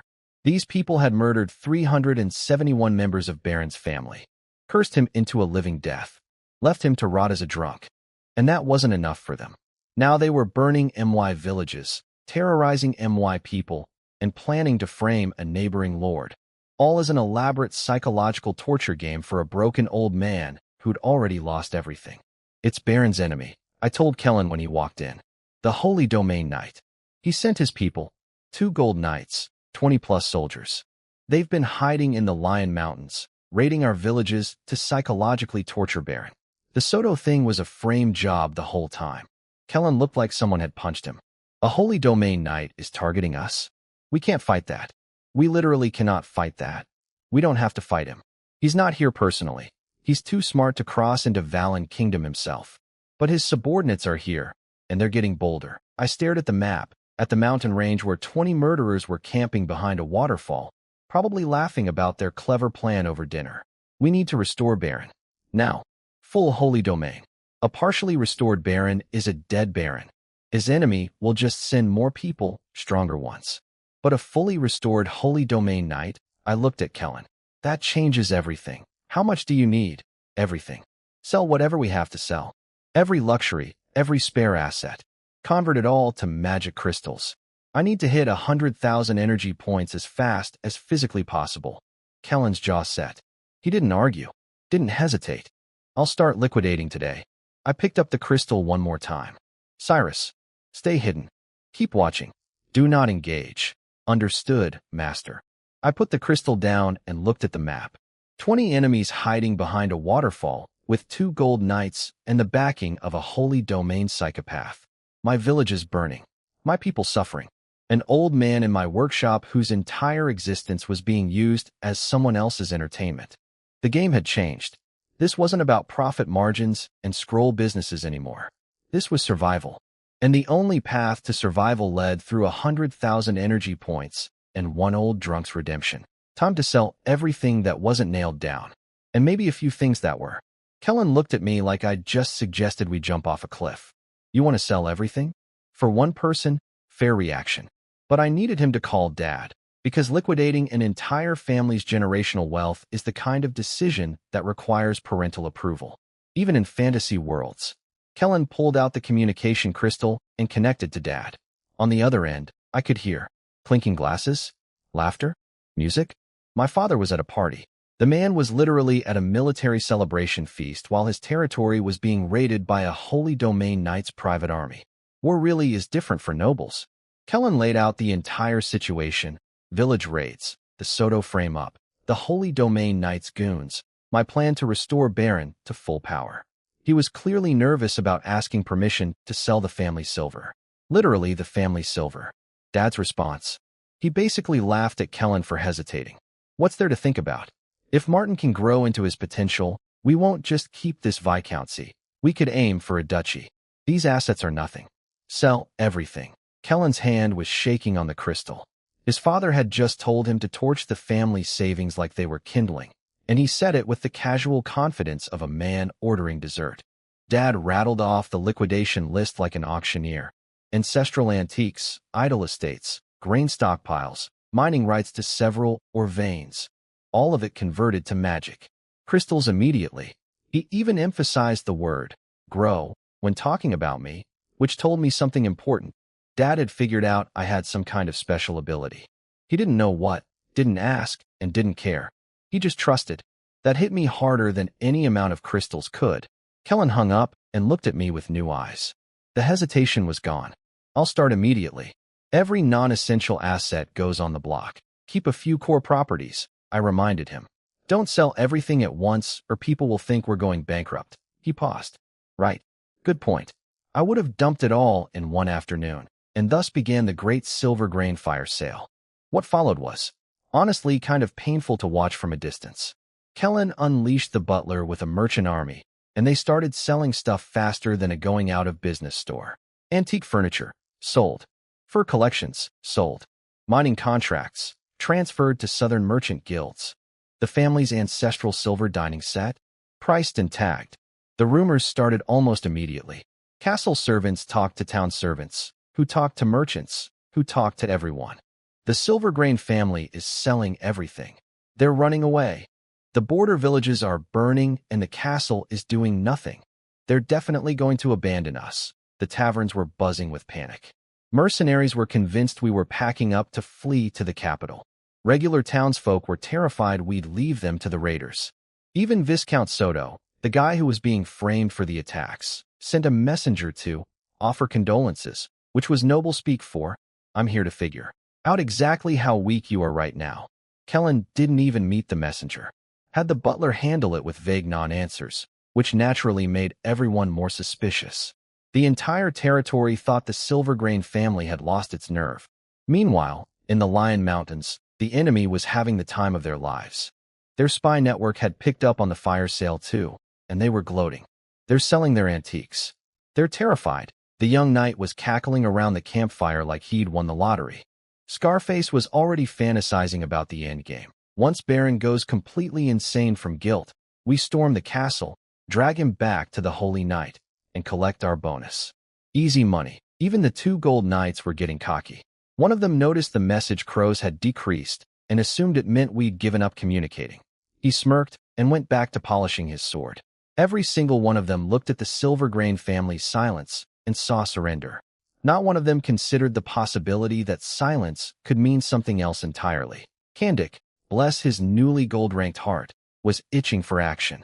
Master, please just let me go out there and cut a few of them down. The people are losing faith. No. If we strike now, we spook them.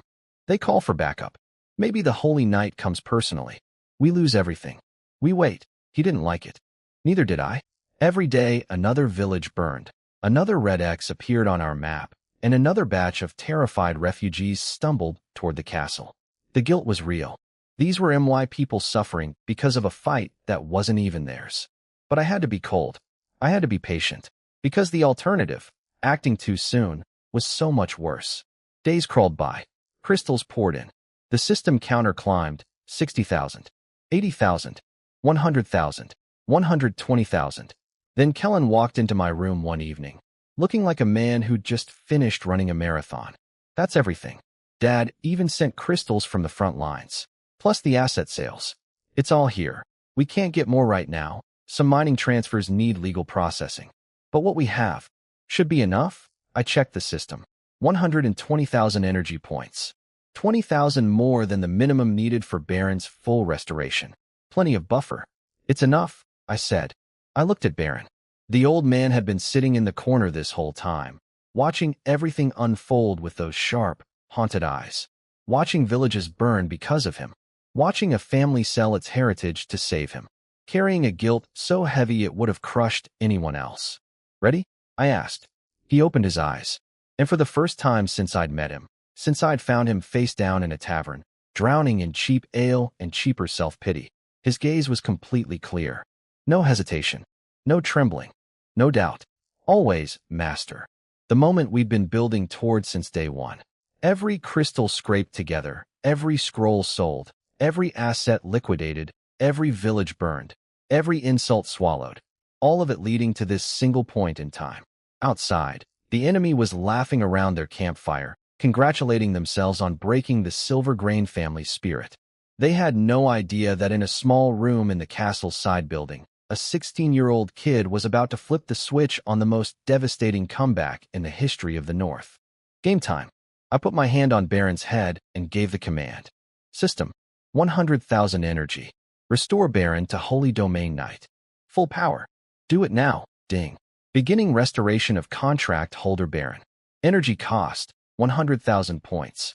What happened next was, without exaggeration, the most terrifying and awesome thing I have ever witnessed in either of my lives. The energy didn't flow. It erupted. Imagine every river on the continent suddenly reversing course and pouring into one person. Baron's hunched, trembling body snapped upright like someone had shoved a steel rod through his spine. His eyes slammed shut and his entire body started glowing. First came iron-black light, then bronze, then silver, then gold. Each color lasting maybe 30 seconds before being shattered by the next, his power level rocketing upward like someone was mashing the fast-forward button on his entire career. I could hear his bones restructuring. Actual crack, crack, crack, sounds like someone snapping kindling, except it was a human skeleton rebuilding itself in real time. Gold peak shattered. The glow shifted to dark gold, legendary tier. The air in the room started vibrating. My teeth were buzzing. The candlesticks rattled off the table. Then came the moment. A sound like the universe clearing its throat, a deep, crystalline crack, and the legendary barrier exploded. What poured out of Baron wasn't light anymore. It was presence. A pressure so massive, so fundamentally heavy, it felt like the sky had decided to sit on top of the city. Holy Domain. The shockwave of power rolled outward from the workshop like an invisible tsunami. And I do mean outward. This wasn't contained to the room. This hit the entire city. Let me describe what the rest of Silvergrain experienced, because I heard all the stories afterward, and every single one was hilarious. In the taverns, mercenaries who'd been trash-talking our family 5 minutes ago face-planted into their tables. Not voluntarily. Their bodies just couldn't stand anymore. Hardened fighters, tough guys with scars and attitudes. All of them pressed flat like someone had cranked gravity up to 11. A few of them literally couldn't breathe for several seconds.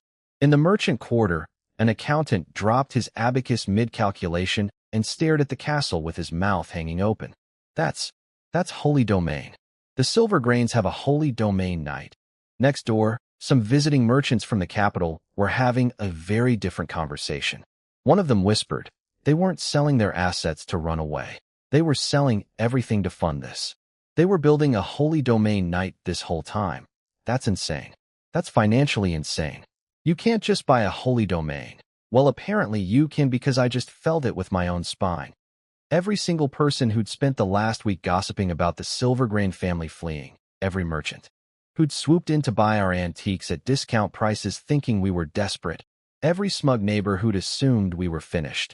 All of them were now reconsidering their life choices with their faces pressed against the floor. Up in the castle, Kellen was standing at his window, trembling. Not from fear. From pure, undiluted vindication. Every asset he'd sold, every uncomfortable decision, every sleepless night wondering if this was all going to blow up in their faces, it was all worth it. His little brother had just created a Holy Domain Knight in the side building of their castle. The family's biggest gamble had paid off in the most spectacular way possible. Back in the room, the light faded. Baron opened his eyes. And look, I've seen Cyrus after his restoration. I've seen Kandak after his breakthrough. But nothing prepared me for what a restored Holy Domain Knight looks like. His eyes literally had stars in them. Not metaphorically. His pupils contained shifting points of light, like tiny galaxies rotating in slow motion. The pressure coming off his body was so intense the air felt thick, like trying to breathe underwater. He flexed his fingers, the same fingers that had trembled so badly he couldn't hold a cup of ale. Steady as iron. Not even a twitch. Years of trembling, gone in an instant. He bowed to me. Deep. Reverent. The kind of bow you give to someone who literally gave you your life back. Master, Baron Iron Anvil Ander thanks you for this rebirth. I will walk through fire and death for you. Without hesitation. Without end. I looked at my system panel. Energy remaining after the procedure, 22,000. I looked at the man kneeling before me. A walking natural disaster disguised as a human being, radiating enough power to make an entire city kneel. And I smiled. Get up, Baron. There are some people camping in the Lion Mountains who've been burning my villages and terrorizing my people. They work for your old friend Gotlair. I think it's time they met the new you. Something changed in Baron's eyes. The gratitude was still there, but now it was buried under something colder. Something ancient. Years of humiliation. Years of watching his family's murderers walk free. Years of drowning in tavern ale while the world called him a liar. All of it compressed into a single, razor-sharp point of purpose. His right hand closed on empty air. A sword materialized from pure combat aura, dark gold energy condensed into a physical blade, humming with power that made my skin prickle from across the room. "God's men, on your territory." His voice was ice wrapped in thunder. "Master, give me 10 minutes. I'll bring you their heads." Out in the Lion Mountains, 20-something knights were sitting around their campfire, still laughing about how the Silvergrain family was selling furniture out of desperation. One of them was joking about dragging Baron back in chains.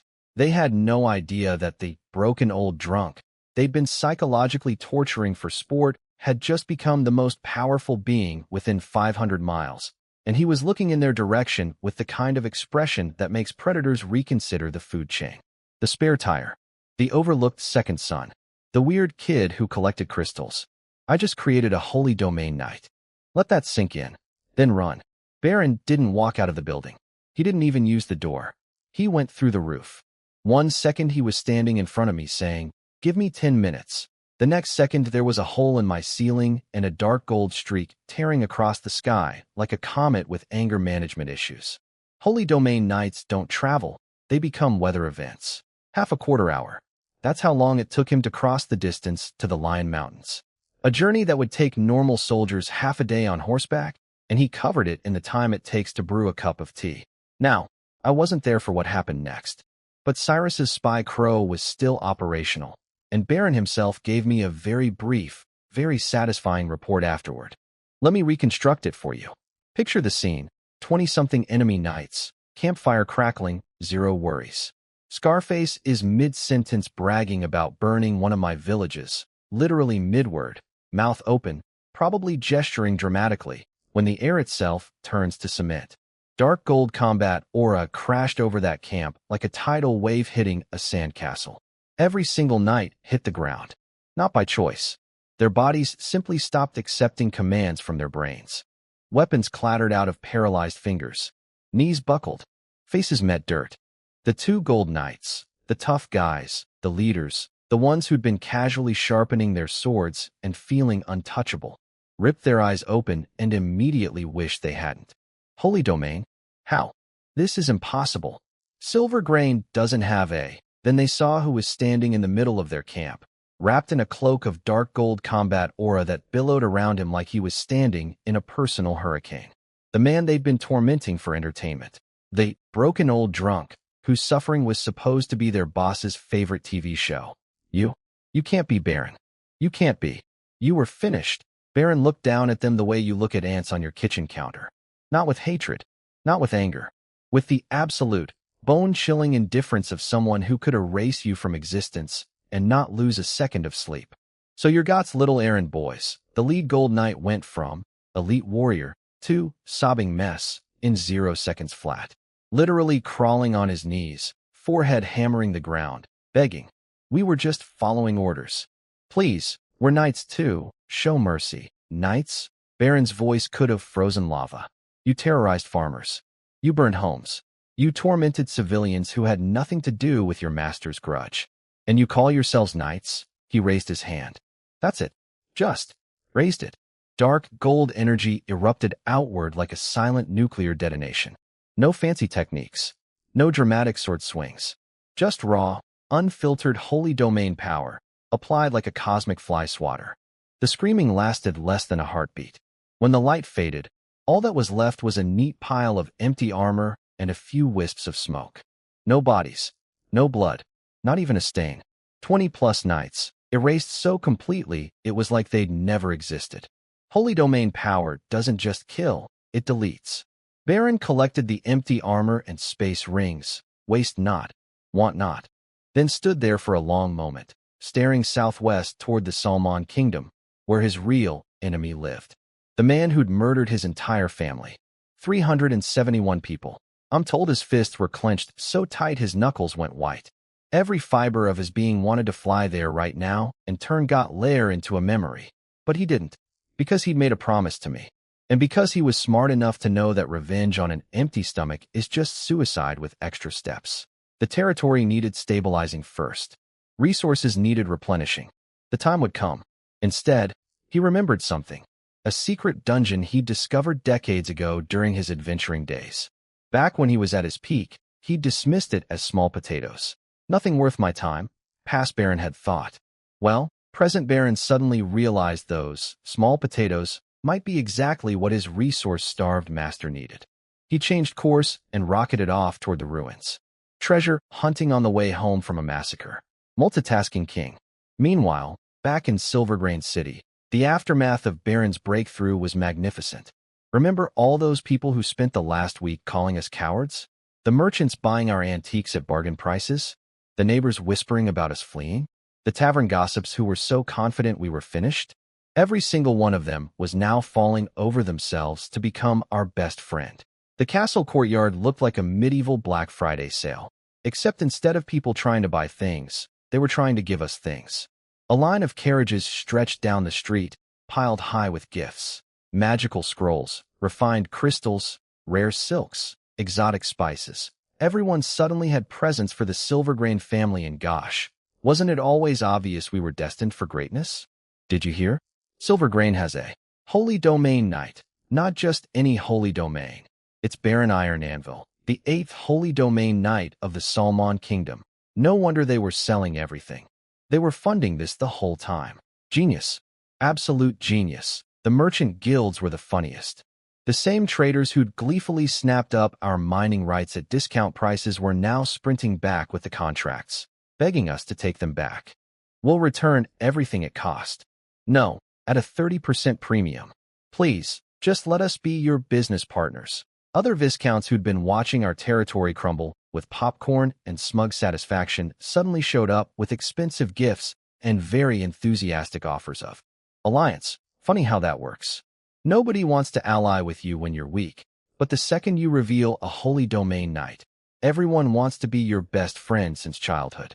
I walked up to the castle platform where Kellen was standing, surveying the circus below with the expression of a man watching his stocks go from penny shares to blue chip in one afternoon. The Southern Merchant Guild sent an envoy, I told him, waving a document. They're offering 100,000 gold coins. Interest-free loan, just for the privilege of doing business with us. Kellen took the paper, grinned, and shook his head. We won't need loans. Once Baron gets back, money might be the least of our concerns. We looked at each other and just laughed. Real laughter. The kind that comes from weeks of pressure finally releasing, from watching an impossible plan actually work, from standing on a castle wall as the sun painted everything gold and knowing, for the first time since Dad left for war, that we were going to be okay. More than okay. A week ago, this territory was the place that's probably going to collapse. Now it was the hottest real estate in the north. One holy domain night. That's all it took to flip the entire script. Every rumor killed. Every enemy silenced. Every doubter converted into a fan. And somewhere out there, a dark gold streak was tearing across the sky toward an ancient ruin, piloted by a very grateful, very angry old man who was about to do some treasure shopping for his teenage boss. Not bad for a kid who started this whole adventure with 30 gold coins and a system that took 16 years to boot up. I wasn't there for any of this, but between Kellen's excited debriefs and Dad's later retellings, I got the full picture. And honestly, it's comedy gold. Let's start with Dad. The man was standing on top of a fortress called Windhowl Keep, in the middle of a blizzard, staring at orc camps through the snow, probably being very heroic and stoic and Viscount-like. The orcs had just tried a nighttime raid. The defense line was under pressure. Everything was tense and dramatic and war movie-esque. Then his communication crystal buzzed. It was the Grand Duke of the North himself, Montclair, the biggest boss in the entire region, the guy who basically OWNS the North. And his message was not, here's the battle plan, or the orcs are retreating. It was, come to my capital. Now, drop everything. Dad was confused. Sir, the orcs literally attacked last night. The defense line is, don't care. Come now. Someone will cover your post. Click. Call ended. Classic boss move. So Dad handed command of the fortress to his best silver knight, a tough veteran named Tech.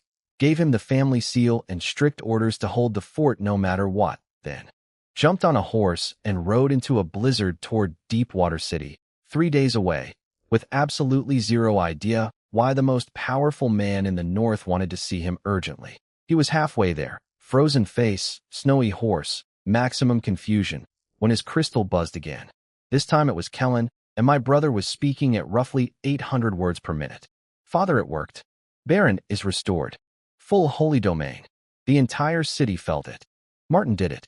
He actually did it. I'm told Dad pulled his horse up so hard the animal reared onto its hind legs in the middle of a snowstorm. Very dramatic. Very cinematic. Probably terrifying for the horse. You're telling me? Martin actually. Yes. Baron is a fully restored holy domain knight. Stronger than his original peak. It's real. Father. Dad went quiet for a moment. Then everything clicked. That's why the Grand Duke summoned him. A Holy Domain Knight's breakthrough sends out a power wave that magical sensors across the entire North could detect. The Grand Duke wasn't calling him about war strategy. He was calling because someone in his little backwater viscountcy had just detonated a magical nuclear bomb, and every important person within 500 miles had felt it. Good, Dad said quietly. Then louder. Good. That's my boy. I'm told his eyes got a little wet, but he'll deny that until the day he dies. He's a Viscount. Viscounts don't cry on horseback in blizzards. It was probably just snow in his eyes. Very emotional snow.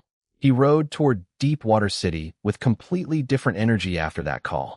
Before, confused and anxious. After, walking into the principal's office with straight A's in his pocket. Now let me tell you about the Grand Duke's side, which I pieced together much later from various sources. Montclair was sitting in his study, warm fire, fancy robes embroidered with ice bears, the whole important person aesthetic, reading through a stack of military reports when his guard captain walked in. She was a female knight in silver armor with a griffin crest, and she delivered the news with military precision. Sir, the energy spike from Silvergrain territory has been confirmed. It's holy domain. The source is Baron Iron Anvil Ander, the 8th Holy Domain Knight of the Salmon Kingdom, previously confirmed crippled by a curse. His combat core was shattered. The royal physicians declared him permanently destroyed 20 years ago. She paused. And yet, the Silvergrain family somehow fully restored him. His domain presence actually appears more refined than his original peak. The Grand Duke stood up. This is a man in his 50s who's seen everything. Political schemes, wars, betrayals, miracles. Very little surprises him. But this made him walk to the window and stare at snow for a while, which is apparently what powerful old men do when their brains need a reboot. Well, he murmured. The Silvergrain boy. I remember him. Quiet fellow. I gave him that viscountcy as a pity gift because his father died in battle. Thought it was a nice gesture for an unremarkable family. He chuckled to himself. The kind of chuckle that says, I may have drastically underestimated someone. Who would have thought? That quiet little doghouse could produce a dragon. He looked at the intelligence report sitting on his desk. Anomalous energy burst detected in Silvergrain territory, surrounded by stacks of orc invasion battle reports. This was supposed to be a simple war season. Hold the line. Push the orcs back. Same as every year. Nobody expected a forgotten viscountcy to suddenly become the most interesting thing in the North. And there it was. The ripple effect of one 16-year-old kid restoring one old drunk's power was now reaching the highest levels of Northern politics. The Grand Duke. The man who controls every lord, every army, every decision in the entire region, was now actively thinking about the Silvergrain family for the first time in his life. Not as a minor vassal who pays taxes and sends grain. As a player, Dad was riding toward this meeting with the confidence of a man holding a royal flush. He could already picture the Grand Duke's face when he confirmed everything. Yes, Your Grace, we have a Holy Domain Knight. Yes, he's loyal to us. Yes, this changes everything. Back home, I was blissfully unaware of the political earthquake I'd caused. I was probably in my room, checking my energy reserves, planning my next crystal purchase, maybe thinking about what to have for dinner. Meanwhile, the entire power structure of the North was rearranging itself around me like furniture being moved by invisible hands. Nobles sending gifts. Merchants begging for partnerships. The Grand Duke himself pulling my father out of a war zone for a personal meeting. All because I bought a drunk old man from a tavern, fed my system enough crystals to choke a dragon, and put my hand on his head.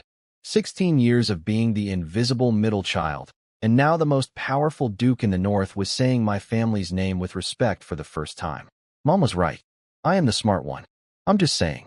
I wasn't anywhere near any of this, but Dad told me the whole story afterward, and let me tell you, my father is a much better liar than I ever gave him credit for. So here's the setup. The Grand Duke, Montclair, the man who basically is the North, was sitting in his fancy study, sipping red tea like a mob boss, already knowing everything. His spy network had picked up Baron's Holy Domain breakthrough wave. His intelligence team had identified exactly who Baron was, and his political brain had already calculated every implication. The silver-grain boy either found an ancient relic or some lost art, the Duke told his guard captain before Dad arrived. Either way, the king is going to lose his mind. Because here's the political reality I'd accidentally stumbled into. Kings don't like it when random minor nobles suddenly acquire weapons of mass destruction. A Holy Domain knight is basically a walking army. And when a nobody viscountcy suddenly has one, the guy sitting on the throne starts having nightmares about rebellion. Apparently, the king had already dispatched a secret envoy to the north, officially to check on the war effort, but actually to investigate who the heck in Silvergrain territory just set off the magical equivalent of a nuclear test. The Duke found this hilarious and terrifying in equal measure. Then Dad walked in. 3 days of riding through a blizzard, frozen solid, probably looking like a warrior popsicle. But inside, totally calm. Because somewhere between Kellen's excited phone call and this meeting, Dad had figured out the game. The Duke didn't waste time. You know why you're here. The Holy Domain Knight in my territory. Yes, Your Grace. Good. The Duke leaned forward with predator eyes. So here's my simple question. How did you restore Baron Iron Anvilander? Tell me the method, and I'll personally recommend you for promotion to Earl. Earl. That's 2 ranks above Viscount. A massive, life-changing promotion that most noble families would commit crimes for. The Duke dangled it like a golden carrot, expecting Dad to start salivating. Dad's internal reaction, as he described it to me later. I almost laughed in his face. An earldom in exchange for the secret that can create Holy Domain knights? That's like offering someone a bicycle in exchange for a money-printing machine. The math doesn't even pretend to work. But Dad is a professional actor when he needs to be. He put on his best, humble, confused vassal face and delivered a performance worthy of an award. Your Grace, I'm embarrassed to admit. I have no idea how it happened. We took Baron in years ago out of pity. He was just a broken old man. How he recovered his power, I genuinely don't know. Perhaps he was never fully crippled. Perhaps he spent years secretly healing through sheer willpower. Your guess is as good as mine, my lord. He said this with the straight face of a man who had personally authorized selling his family's ancestral silverware to buy magic crystals specifically to restore Baron. The man who'd told Kellen, sell everything, over a party crystal call was now standing here claiming he had no clue how any of this happened. Oscar-worthy. Standing ovation. 10 out of 10. The Duke stared at him for a long, uncomfortable moment. The kind of stare that says, I know you're lying. You know I know you're lying. And we both know neither of us is going to acknowledge it. Then he took a sip of tea and moved on. How fortunate for Baron. What deep reserves of willpower. Translation, I don't believe a single word, but I can't prove anything so fine. Then came the real talk. The Duke dropped the friendly act and went full territorial alpha. The king's people arrive in 2 days. When they ask questions, and they will ask questions, you remember where your loyalties lie. This is MY North. Even Holy Domain knights follow northern rules. Don't get any ideas about cozying up to the capital and forgetting who keeps your borders safe. Translation, congratulations on your new superweapon. Don't you dare use it to switch allegiances to the king. You're my vassal, and that Holy Domain knight is staying in MY sphere of influence, or we're going to have problems. Dad bowed perfectly. Of course, Your Grace. Everything I have, I owe to your patronage. Translation, sure thing, boss. As long as you don't try to take my stuff. Then the Duke waved him off. Go home. You have a Holy Domain knight, so I won't mess with you. But keep your people in line and don't cause me headaches. That last line was beautiful in its simplicity. I won't mess with you, because he can't anymore. Not without starting a fight with a Holy Domain knight. But he wrapped it as generosity. Classic power move. Acknowledging he's been outmaneuvered while pretending he's being magnanimous. Dad walked out into the blizzard, climbed on his horse, and looked back at the Duke's castle one last time with what he described as a small smile. An earldom? The king's secret agents? The Duke's political chess games? None of it mattered. Because the real power, the ability to take broken legends and rebuild them into gods, wasn't sitting in any Duke's castle or king's throne room. It was sitting in a side building in Silvergrain territory, probably eating toast and checking his system panel, completely oblivious to the continental-scale political crisis he'd caused. That would be me. Hi, I'm Martin. I accidentally started a geopolitical earthquake, and I found out about it 3 days late because nobody tells the 16-year-old anything. But here's what Dad understood that everyone else was still catching up to. The earldom the Duke offered wasn't worth a fraction of what I could do. Because I didn't just restore one holy domain night. I could theoretically do it again, and again, and again. Every broken warrior, every crippled mage, every fallen legend on the continent was a potential recruit. The Duke was thinking about one chess piece. Dad was thinking about the factory that makes chess pieces, and the factory was currently wondering what was for dinner. I found out about all of this much later, pieced together from intelligence reports, diplomatic gossip, and the wonderful habit powerful people have of talking too loudly when they think nobody's listening. But oh man, was it satisfying. Let's start with the Salman Kingdom, Baron's home country, the place that watched his family get slaughtered and did absolutely nothing about it. Their king, Dante V, was sitting in his fancy palace reading a report that probably ruined his entire week. Baron Iron Anvil Ander has restored holy domain power. Currently residing in Silvergrain territory, Valen Kingdom. I can imagine his face. The kind of expression you make when you realize you threw away a winning lottery ticket 20 years ago and someone else just cashed it. See, for a smaller kingdom like Salman, losing a holy domain knight was like losing a nuclear deterrent. Their entire geopolitical standing had dropped a tier when Baron got cursed.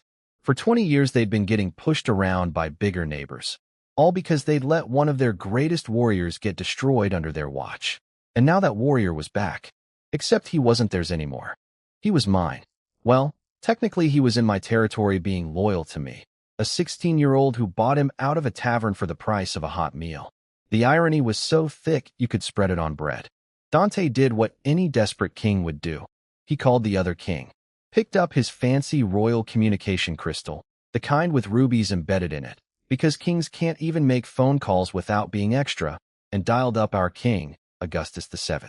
Augustus, who is apparently the most savage old man on the continent, answered while casually polishing a ring, looking completely unbothered. Dante, what a surprise. Are we discussing wheat tariffs, or did you find another iron mine? Cut the pleasantries. I want Baron back. He's Salman born. He belongs to us. Augustus put down his ring. The smile didn't leave his face, but it changed temperature from warm greeting to Arctic predator. Interesting. So when Baron's family was being massacred under your watch, where was Salman's army? When he was cursed and crippled and thrown out like garbage, where was your kingdom's support? When he spent years drinking himself to death in a foreign tavern, did Salman send so much as a get-well card? Dead silence from Dante's end. Augustus continued, and I'm told his voice could have cut glass. But now that he's powerful again, suddenly he's a Salman citizen who should come home. How convenient. You know what I think? I think the fact that he hasn't flown to your palace to demand answers for your negligence shows remarkable restraint on his part. Dante was apparently shaking with rage, but couldn't argue back because every single word was true. He'd been king when it happened. He'd let it happen. And now he was trying to reclaim the asset he'd abandoned like a deadbeat parent showing up at a successful kid's graduation. Augustus delivered the finishing blow with the casualness of a man ordering lunch. Baron is happy in Silvergrain. The family there took him in when nobody else would. They restored him when your royal physicians said it was impossible. He's ours now. Stop calling about this. And Dante? The north gets cold. Don't make it colder. Click. Call ended. King-level mic drop. Dante stood alone in his throne room, face cycling through every shade of red and purple, realizing he'd just been diplomatically pantsed by a man who didn't even stand up from his chair.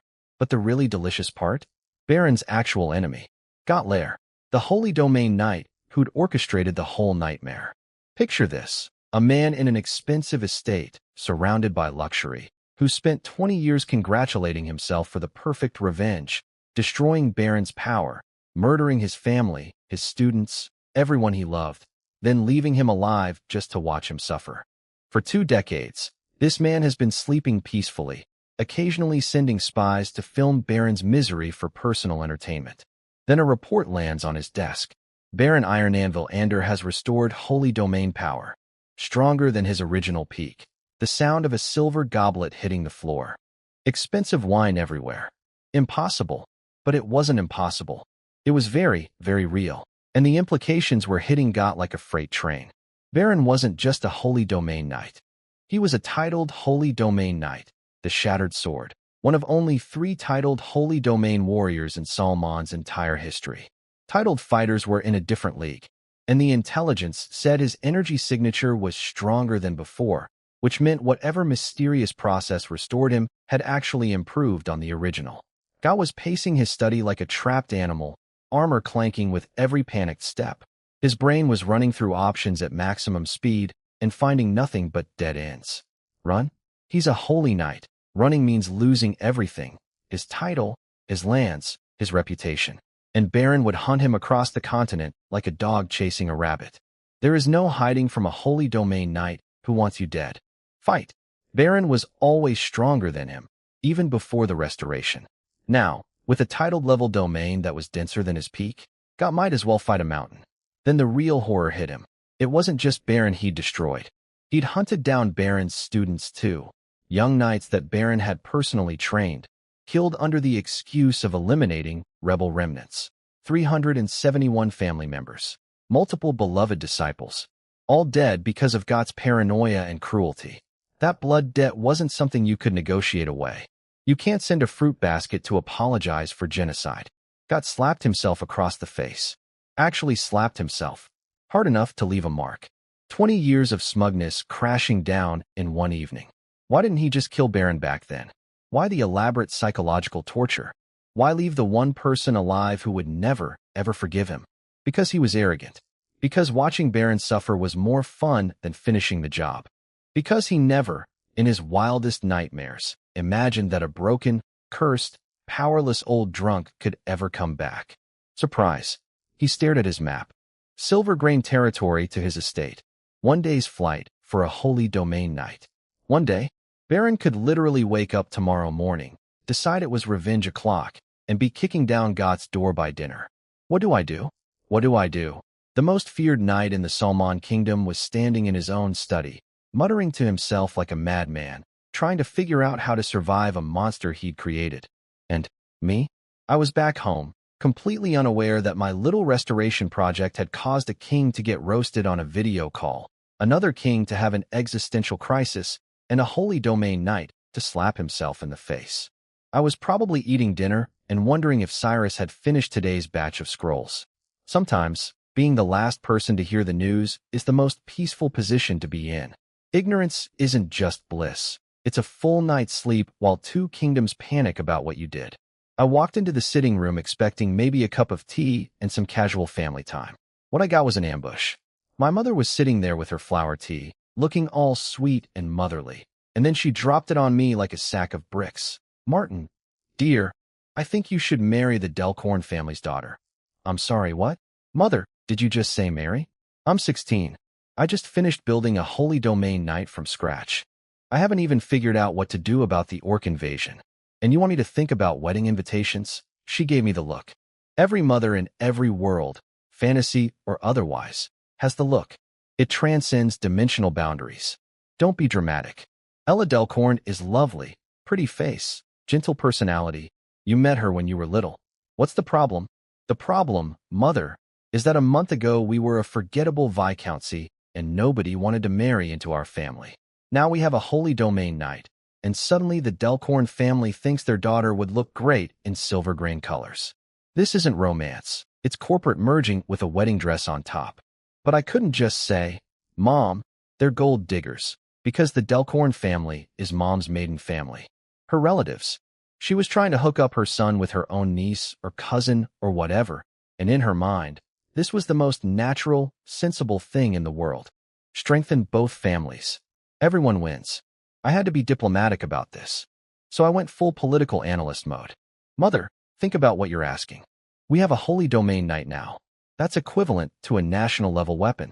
Do you think the marquises, the dukes, the royal family are going to sit quietly while we expand our protective umbrella to cover the Delcorn family through marriage? They want to keep us contained, not watch us build alliances. Mom blinked. The Delcorns think they're getting a powerful ally.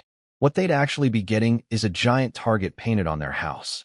Every major power would see them as an extension of our influence and treat them accordingly.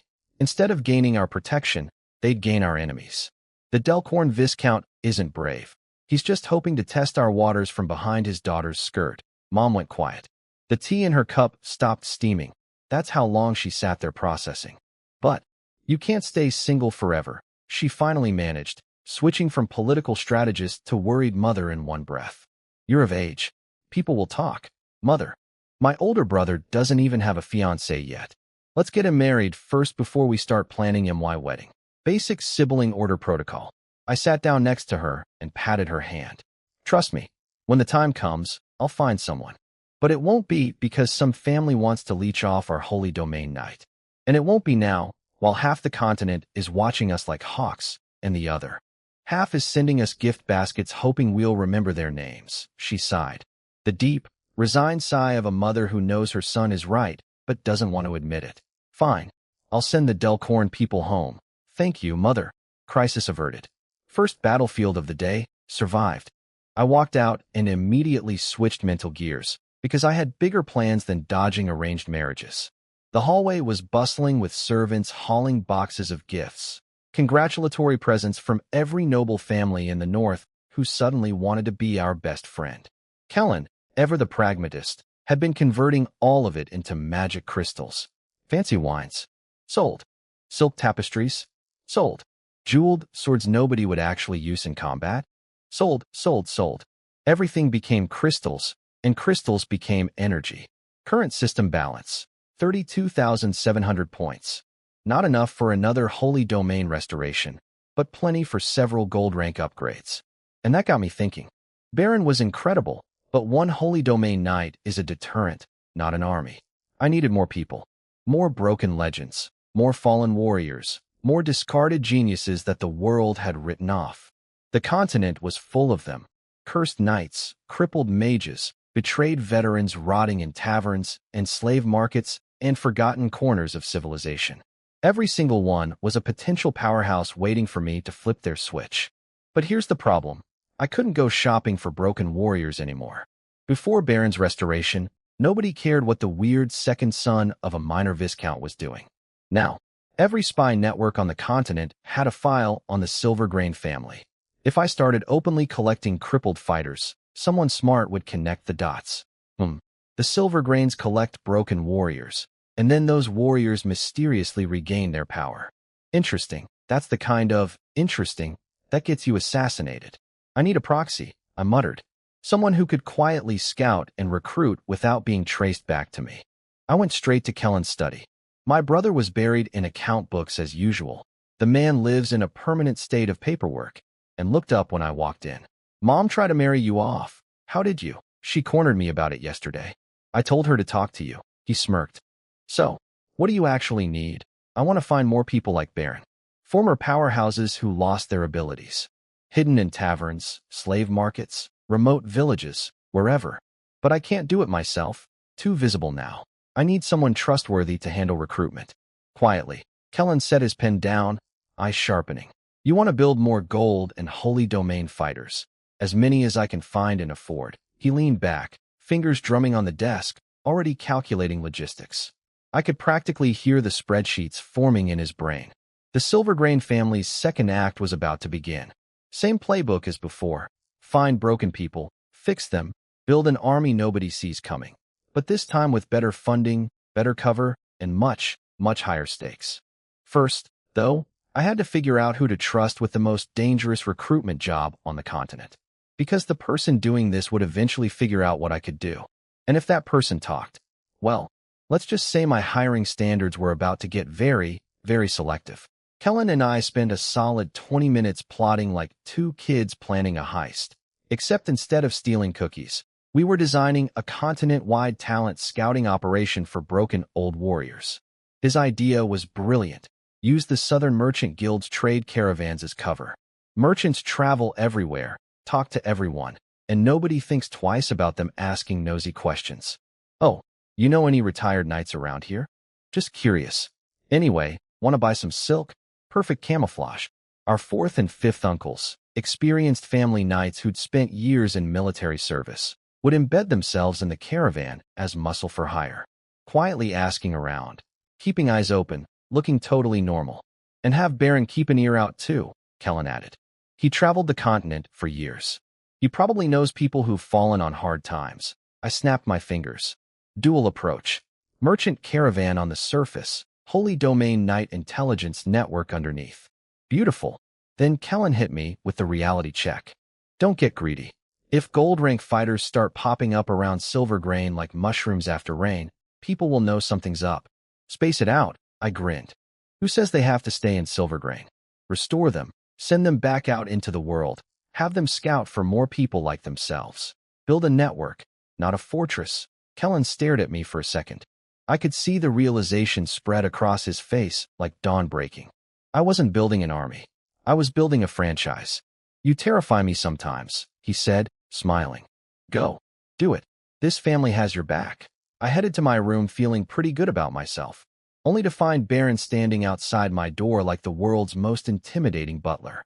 Dark gold combat robes, ramrod posture, radiating enough power to make the hallway feel smaller. Master, I have something for you. Inside my room, he pulled out a space ring and handed it over. I connected to it, and my jaw nearly hit the floor. Hundreds of mid-grade magic crystals. Not low-grade, mid-grade.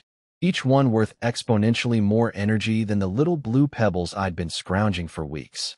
Plus ancient magical artifacts covered in weird runes, and a small chest containing roughly 10,000 gold coins. Where did you get all this? That secret ruin I mentioned, Master. I checked it out on my way back from dealing with the mountain situation. He said, dealing with, the way a normal person says, took out the trash. I only explored the outer sections. The core area has stronger magical barriers, probably hiding even better stuff. But time was limited. I was mentally calculating. Hundreds of mid-grade crystals meant hundreds of thousands of energy points. My system balance was about to go from comfortable savings account to trust fund kid. This changed everything. Gold coins to Kellen for territory expenses. Artifacts to Cyrus for inspection and repair. Crystals. Those stay with me. Baron nodded. Then I told him about the merchant caravan plan.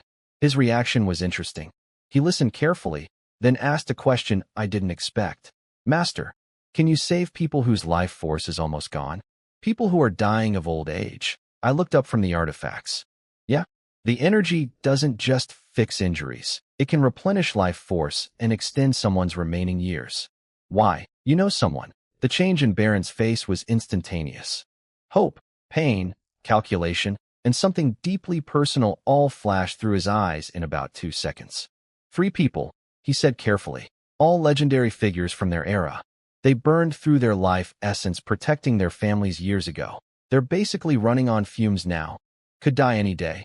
My recruitment radar pinged so hard it nearly broke. 3 legendary figures? That's 3 potential Holy Domain candidates right there. But Baron held up a hand, and his expression turned grave.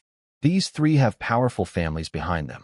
If those families discover what you can do, that you can literally reverse death, they won't just be grateful.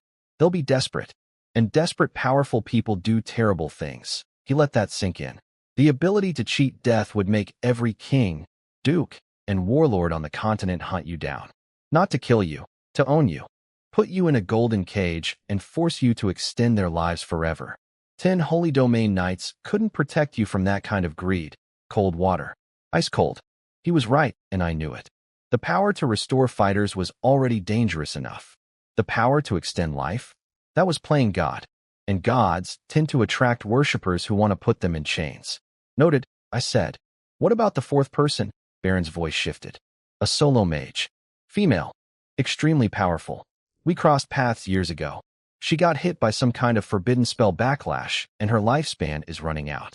She's a perfect target, no family, no faction, just her. If I can find her, then find her. That's the problem. Baron walked to the window, frowning. I can't leave Silvergrain right now. Since my restoration, I've detected 7 or 8 legendary rank individuals hiding in the area around the territory. Watching us, I nearly dropped what I was holding. 7 or 8 legendaries. Legendary rank is one step below Holy Domain. These are the elite of the elite, kingdom-level assets. And there were 7 or 8 of them lurking in our bushes like the world's most overpowered peeping toms. Who sent them? I moved to the window, suddenly very aware of every shadow in the tree line outside. Could be the king's people. Could be the Grand Dukes. Could be other factions entirely. Baron's voice was iron. They won't attack while I'm here. Nobody wants to fight a Holy Domain knight. But if I leave for even a day, they'll swarm this castle like ants on a sugar cube. Testing you. Pressuring you. Maybe worse. So here was my situation. I had a Holy Domain knight who couldn't leave, a solo mage somewhere on the continent who needed finding, 3 dying legends I couldn't safely approach, 7 or 8 legendary spies hiding in my trees, 2 uncles on a merchant caravan playing secret agent, and a system full of energy with nobody new to spend it on. Also, my mother tried to marry me off this morning. So that was fun. The 3 with families, shelve them for now, I decided. Too risky. Focus on the solo mage. Send her description to my uncles. Let them search while they travel. As for the peeping toms in the forest, I looked out the window at the peaceful-looking countryside that was apparently crawling with legendary rank stalkers and smiled. Let them watch. Let them see a quiet castle with a Holy Domain knight who never leaves. Let them get bored. Let them report back that Silvergrain is contained and manageable. And while they're busy watching the front door, I didn't finish the sentence. Didn't need to. Baron's eyes glinted with understanding. The front door was the distraction. The real moves would happen everywhere else. I looked at the space ring full of mid-grade crystals and felt the system humming with potential. Hundreds of thousands of energy points, waiting for targets. A continent full of broken legends, waiting to be found. The factory was open for business. Now I just needed more customers. And somewhere out there, a dying solo mage with no family and no faction was living on borrowed time, completely unaware that a teenager with a god-tier cheat system was about to send a search party to save her life. Hang in there, mystery lady. The weirdest rescue mission in history is on its way. Things were going almost too smoothly, which in my experience means the universe is winding up to slap you. My energy reserves had hit 783,610 points. Let me write that out so you can appreciate it. 783,610. Thanks to Baron's dungeon haul of mid-grade crystals, I'd gone from scraping pennies to could restore 7 Holy Domain knights and still have change for lunch. The system panel looked like a phone number. Problem was, I was basically under house arrest. Not officially. Nobody had locked my door or anything. But with 7 or 8 legendary rank spies camping in my backyard like the world's most terrifying birdwatchers, leaving the castle meant exposing myself to who knows what. And Baron couldn't leave either, because the moment our resident nuclear deterrent stepped away, those legendaries would pour through the gates like water through a broken dam. So I did what any good CEO does when they can't leave the office. I delegated. I called Kandak in and gave him his first solo mission. Go out into the world. Find me broken warriors, gold rank minimum, nobody below that. I have standards. Cursed knights, poison mages, dying veterans, whatever. Find them, convince them, gather them somewhere, and call me when you've got a collection going. I handed him a space ring with a few thousand gold for travel expenses. The man looked like I'd just handed him the Holy Grail. I won't let you down, master. He bowed so hard his armor clanked, then marched out with the purposeful stride of a man on a sacred quest. So now my recruitment network looked like this. 4th and 5th uncle embedded in a merchant caravan, Kandak roaming solo as a gold knight talent scout, and Baron providing intel from his decades of contacts. 3 prongs. 3 angles. All invisible. Then Kellen showed up with a letter announcing that the king's envoy would arrive in 4 days. Because apparently my schedule wasn't complicated enough. But the king's people didn't get here first. Oh no. The Grand Duke moved faster. A column of knights in black iron armor came thundering through Silvergrain City's main street like they owned the place. Big, scary war horses, the Duke's Ice Bear banner snapping in the wind, mud splashing on civilians who dove out of the way. Real, we're important and you're not, energy. The kind of entrance that says, we could burn this place down and nobody would stop us. At least, that was the energy until they reached the castle and noticed Baron standing casually in the training yard, radiating holy domain aura like a human sun. The knight captain's swagger evaporated so fast you could practically hear it deflating. One look at that dark gold silhouette, and suddenly every rider was dismounting very politely, brushing off their armor very respectfully, and walking toward the gate very humbly. Funny how a holy domain knight turns, arrogant military convoy, into well-mannered visitors in about 3 seconds. Kellen met them in the Great Hall and cut straight to business. What does the Duke want? The captain pulled out a fancy gold-trimmed scroll, unrolled it with maximum ceremony, and read aloud. By order of the Grand Duke, the front lines against the Orc invasion are in critical danger. High-level combat power is urgently needed. Martin Silvergrain is hereby ordered to report to the front immediately.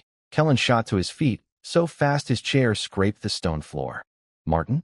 You want to send Martin to the front? He's a black iron knight. Since when is that high-level combat power? But we both knew what this was really about. The Duke didn't want me.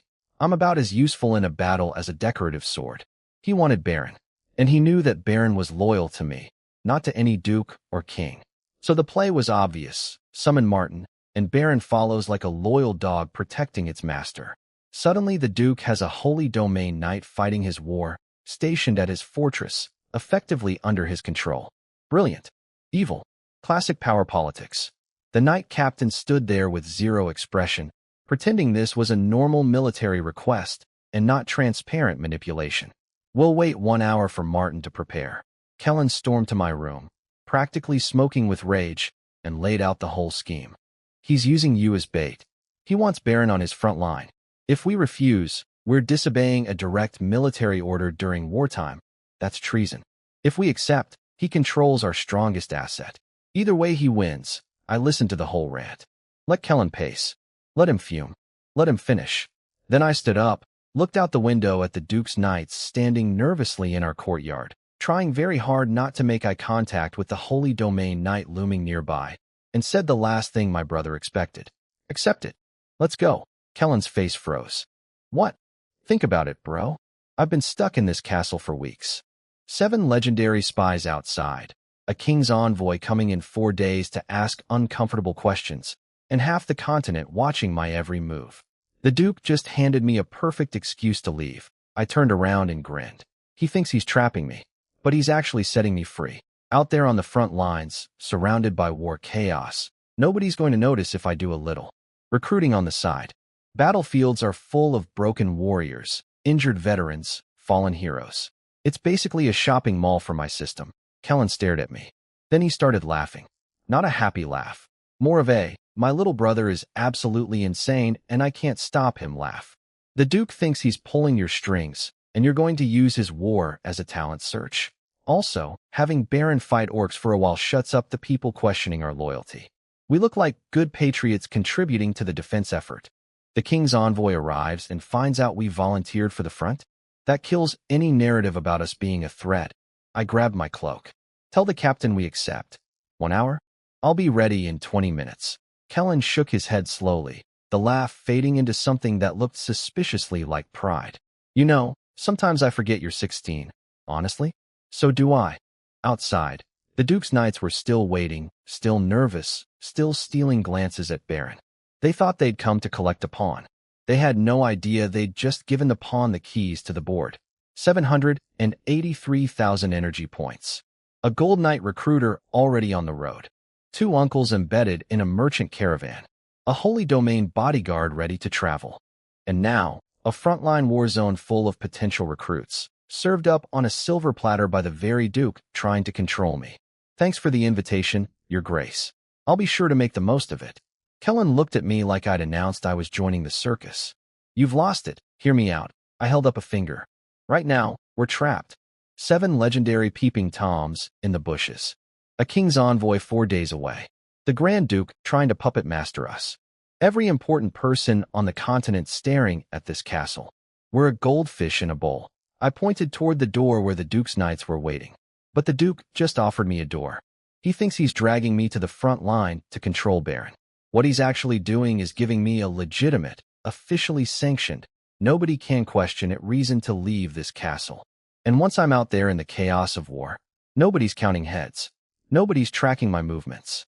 Nobody notices if I happen to stumble across a few broken old warriors who mysteriously recover their abilities. Kellen's expression slowly shifted from, "My brother is insane," to, "My brother is insane, but also kind of a genius." Plus, I added, "The moment Baron and I leave, all those legendary spies follow us. Which means this castle stops being the target. You stop being under pressure." The king's envoy shows up and finds what? A normal castle with a normal heir running normal territory business. Nothing to see here, and if they ask where I am? Oh, Martin. He patriotically volunteered for the front lines. What a good citizen. Definitely not suspicious at all. Kellen exhaled through his nose, his version of admitting defeat. Fine, but take Baron and Cyrus. And if anything goes sideways, I'll have a Holy Domain Knight and a Gold Mage with me. The only thing going sideways will be whatever gets in our way. He grabbed my shoulder. Hard. Big brother worried hard. Be careful out there. The orcs are bad enough. The Duke's games are worse. And if Baron's enemy has people sniffing around the front lines, I know. I'll be smart. You'd better be. Because if anything happens to you, I'm going to have to explain it to Mom, and she will literally kill me. Fair point. Mom is scarier than any orc. We said our goodbyes. Kellen immediately switched to fortress lockdown mode, sealing side doors, tightening security, implementing a nobody enters without a full background check policy. The man runs a castle the way paranoid billionaires run their compounds. 20 minutes later, I walked out the side door with Baron on my left and Cyrus on my right. The Duke's Knight Captain saw our lineup, and I watched his confidence deflate like a balloon with a slow leak. He'd come expecting to escort a teenager. Instead, he was now traveling with a Holy Domain Knight who could disintegrate his entire squad by yawning. "After you, Captain," I said pleasantly, climbing onto my horse. He wisely chose not to make conversation for the rest of the day. On the road, I had a quiet chat with Baron, our horses walking side by side, voices low enough that the escort knights couldn't eavesdrop. "You think the Duke actually needs combat support?" Baron snorted softly. "The Blackridge fortresses have enough defenders. Orc main forces haven't fully assembled. This is about control, not combat." "He wants us where he can watch," Cyrus added from behind. "I've also heard rumors of unusual activity near the fortresses. Possibly Salmon Kingdom operatives. Could be Got Lairs people, fishing in troubled waters." My jaw tightened. "Baron's enemy has people at the front?" "Possible," Baron confirmed. "God is a coward, but a clever one. He won't come for me directly, but sabotaging things from the shadows? That's his specialty. Your revenge will come," I told him quietly. "I promise." Baron looked at me with those galaxy eyes of his. "I have absolute faith in that, Master." Behind us, the Duke's Knights rode in perfect silence, radiating the specific energy of military men who realize they're completely outclassed and are trying very hard to not draw attention to themselves. When night fell, we reached Ica City in Soto's territory. The Knight Captain started to protest about stopping. "The front is urgent. We should keep moving." But Baron gave him a look and the man's mouth closed so fast his teeth clicked. "We rest here," I said. End of discussion. But I didn't go to the inn. Instead, I took Baron and Cyrus on a little evening stroll through the city streets. To anyone watching, we looked like travelers stretching their legs. What we were actually doing was shopping. Not for goods. For people. Soto's territory had been unstable for years. Border conflicts, political drama, economic decline. Places like that attracted drifters, retired soldiers, disgraced knights, mages who'd lost their way. Perfect hunting ground. Baron understood immediately. Without me even asking, he released the faintest whisper of Holy Domain aura, so subtle that regular people couldn't feel it, but anyone who'd ever touched high-level power would sense it like a dog hearing a whistle only it can hear. We walked past taverns, shops, street corners. Nothing. Nothing. Nothing. Then Baron's foot stopped outside a rundown blacksmith shop. Inside, a one-armed old man was hammering iron with his remaining hand. Slow, mechanical, dead-eyed. Just another broken veteran eking out a living in a forgotten corner of the world. But when Baron's aura brushed past him, his hammer stopped mid-swing. Just for a heartbeat. His eyes flickered, sharp, alert, dangerous, before going dull again. That micro-reaction told me everything. This wasn't a normal blacksmith. This was a warrior pretending to be a blacksmith.